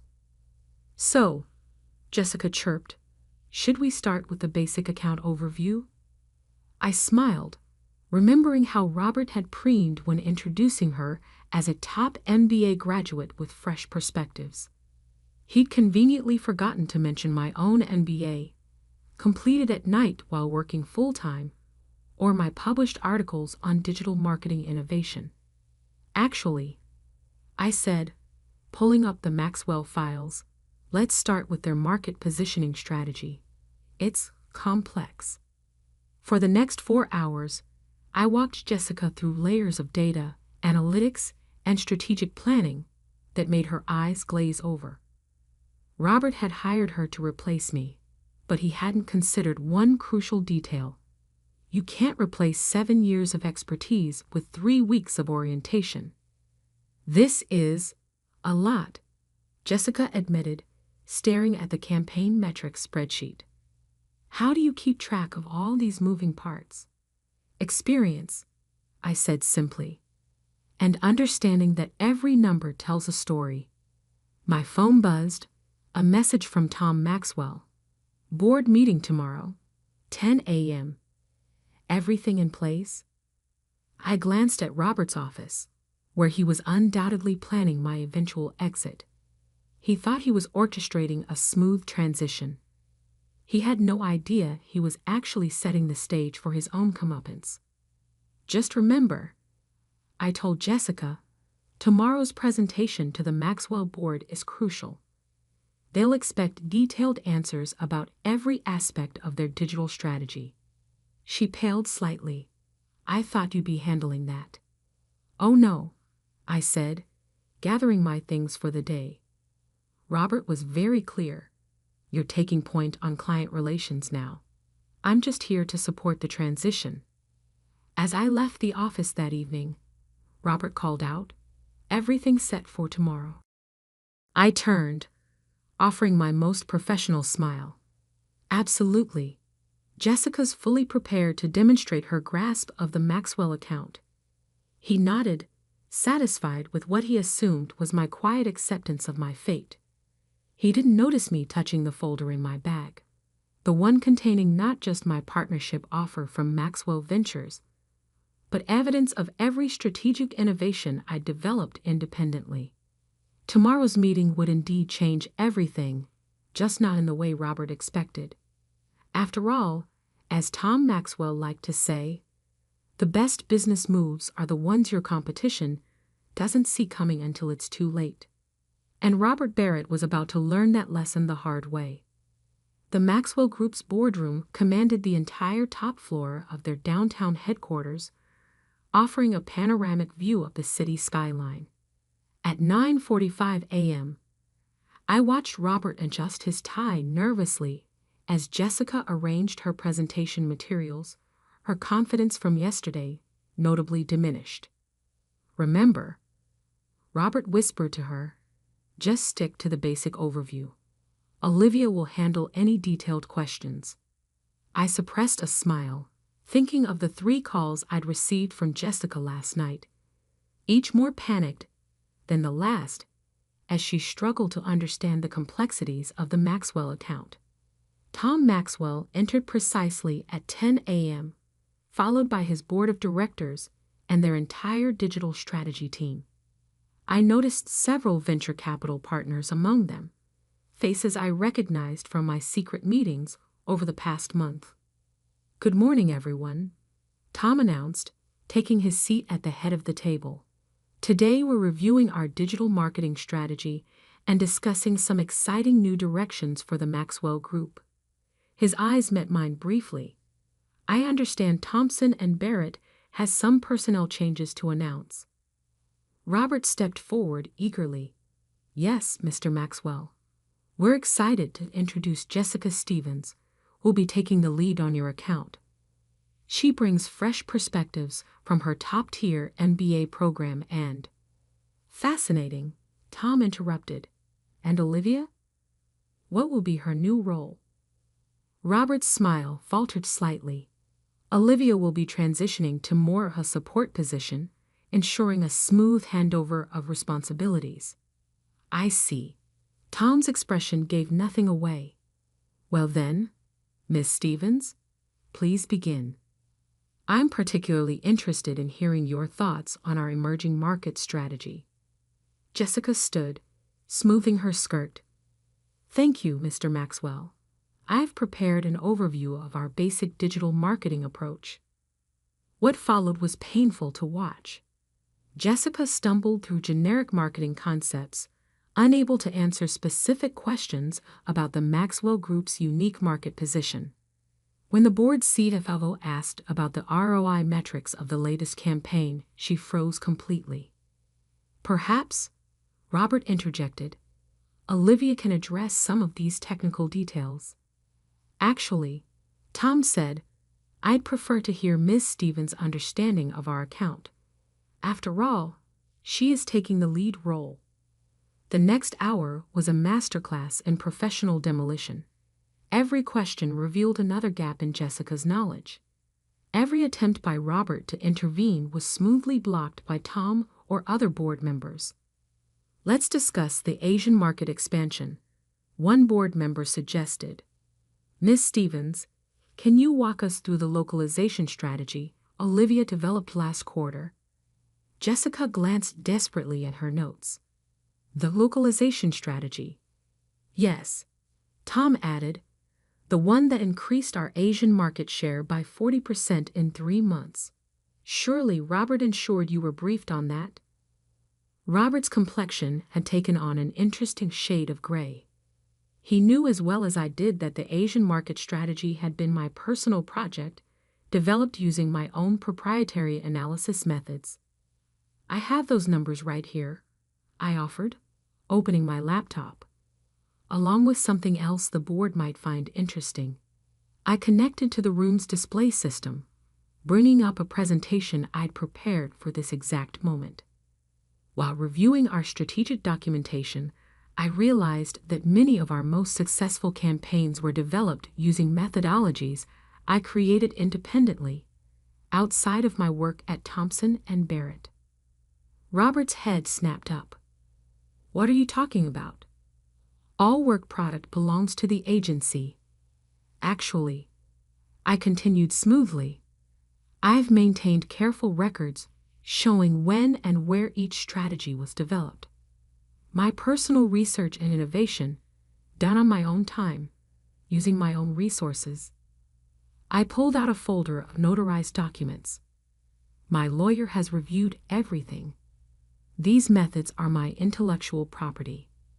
The room fell silent as the board members examined the documentation. Robert's attempt to speak was cut off by Tom's raised hand. Very thorough, Olivia. But why bring this up now? I clicked to the next slide, showing the performance metrics of campaigns using my methods versus traditional agency approaches. The difference was stark. Because the Maxwell Group deserves to know exactly what they're getting, or not getting, with this transition. These strategies, these innovations that drove your recent success, they're not part of the standard Thompson and Barrett playbook. They're mine. This is ridiculous, Robert sputtered. You can't just. Actually, she can, interrupted a new voice. Sarah Martinez, the board's legal counsel, had been quietly reviewing my documentation. These development timestamps and registrations are quite clear. Ms. Mitchell owns these methodologies. Which means, Tom added, his eyes twinkling, we need to discuss the future of our digital marketing strategy. All of it. Robert's face showed the first signs of real panic. The Maxwell account represented 40% of Thompson and Barrett's revenue. Without my strategies, without my relationship with the board, I think, Tom continued, we should take a brief recess. Robert, why don't you and Miss Stevens step out for a moment? Olivia, please stay. The board has some questions about your methodologies. As Robert and Jessica were escorted out, I caught a glimpse of their shell-shocked expressions. Through the boardroom's glass walls, I watched them huddle in the waiting area, Robert gesturing frantically as he pulled out his phone. Well played, Tom murmured as the board members chatted among themselves. Though I suspect Robert hasn't realized yet that this is just the opening move. I smiled, thinking of the partnership agreement in my briefcase, ready to be signed. Sometimes the best strategies aren't about the immediate victory. They're about positioning for what comes next. Tham finished, nodding approvingly.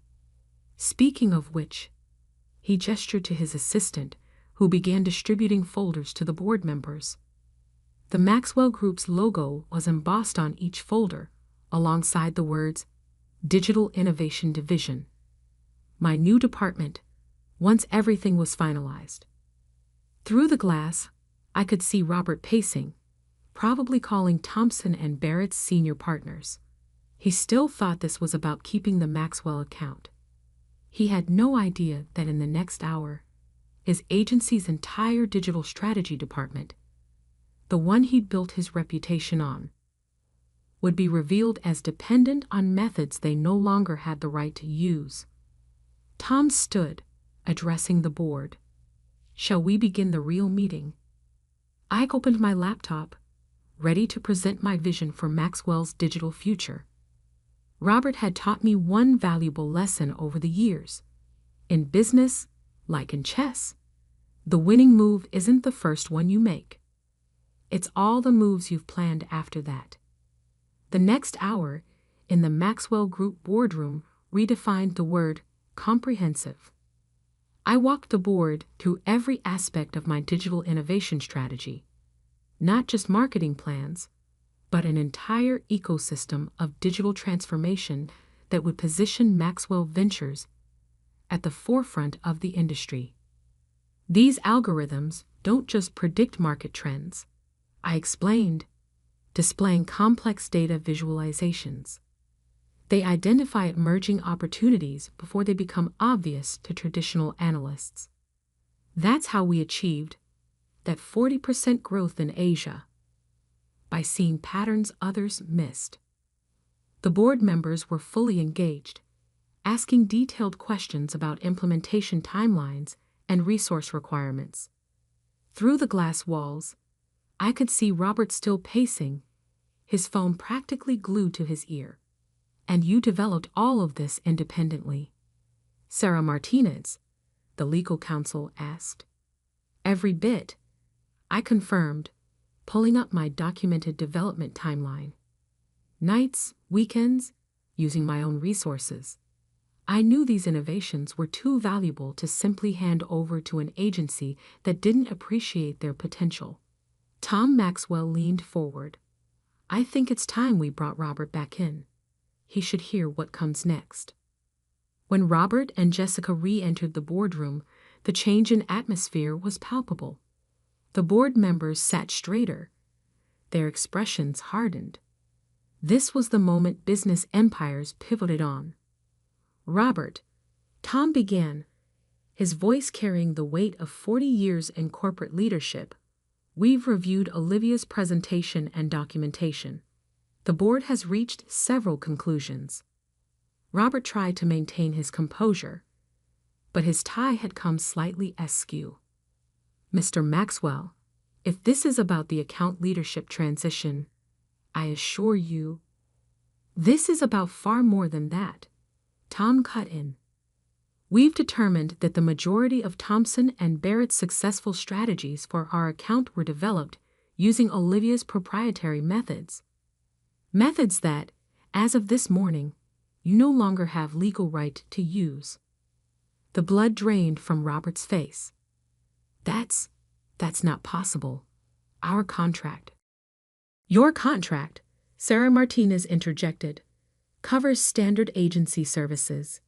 Ms. Mitchell's innovations were developed independently, properly documented, and legally protected. She owns them. Which means, Tom continued, every campaign, every strategy, every innovative approach that drove our success, you can't legally continue using them without her permission. Robert fell heavily into a chair. We can develop new methods, in time for the Asian market expansion, the European product launch, the digital transformation initiative. Tom shook his head. Those projects require immediate action, and from what we've seen today, your new team isn't equipped to handle even basic account management. Jessica, who had been silent throughout, suddenly stood. Mr. Maxwell, if I could just. Miss Stevens, Tom said kindly, this isn't about you. You were simply a pawn in someone else's poorly planned game. He turned back to Robert. Which brings us to the board's decisions. I opened my briefcase and withdrew 3 documents, sliding them across the polished boardroom table. First, Tom announced, the Maxwell Group is terminating its contract with Thompson and Barrett, effective immediately. Robert's hands began to shake. The Maxwell account wasn't just 40% of the agency's revenue. It was the cornerstone of their reputation. Losing it would send shockwaves through the industry. Second, Tom continued, we're announcing the formation of Maxwell Digital Innovations, a new division focused on digital transformation and investment strategies. Olivia will serve as executive director, with full autonomy to build her team and implement her methodologies. And third, I added, speaking directly to Robert for the first time, I've prepared a comprehensive list of every client campaign that utilized my proprietary methods. Your agency has 24 hours to cease using them or face legal action. Robert's facade finally cracked completely. You can't. This will destroy. Your reputation? I finished. Your position in the industry? The things you tried to take from me? I smiled professionally. Consider it a valuable lesson in digital disruption.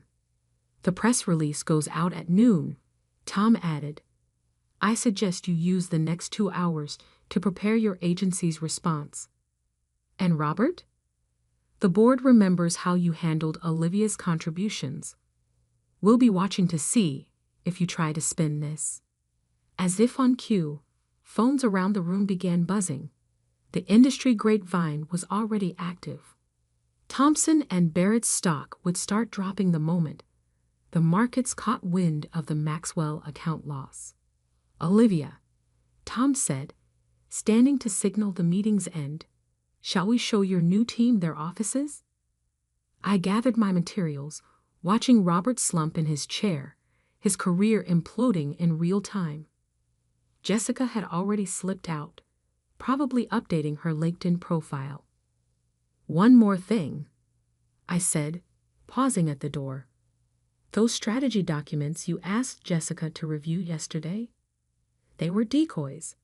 Simplified versions I created specifically for the transition. The real innovations, the ones that actually drove our success, those never left my personal files. The look of complete defeat on Robert's face was almost worth the 7 years of watching him take credit for my work. Almost. The next few weeks transformed the industry landscape.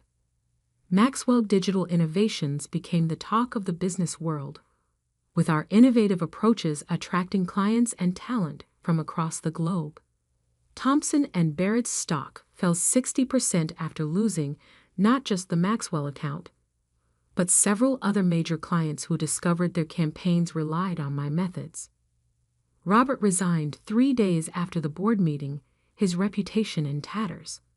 Jessica landed at a smaller agency, hopefully wiser about being used as someone else's corporate pawn. And me. I built the kind of digital innovation powerhouse I'd always envisioned, surrounded by talented people who were valued for their contributions. 6 months later, I sat in my corner office, reviewing applications for our expanding team. A message popped up from Tom. Heard Robert's trying to launch a consulting firm. Should we be concerned?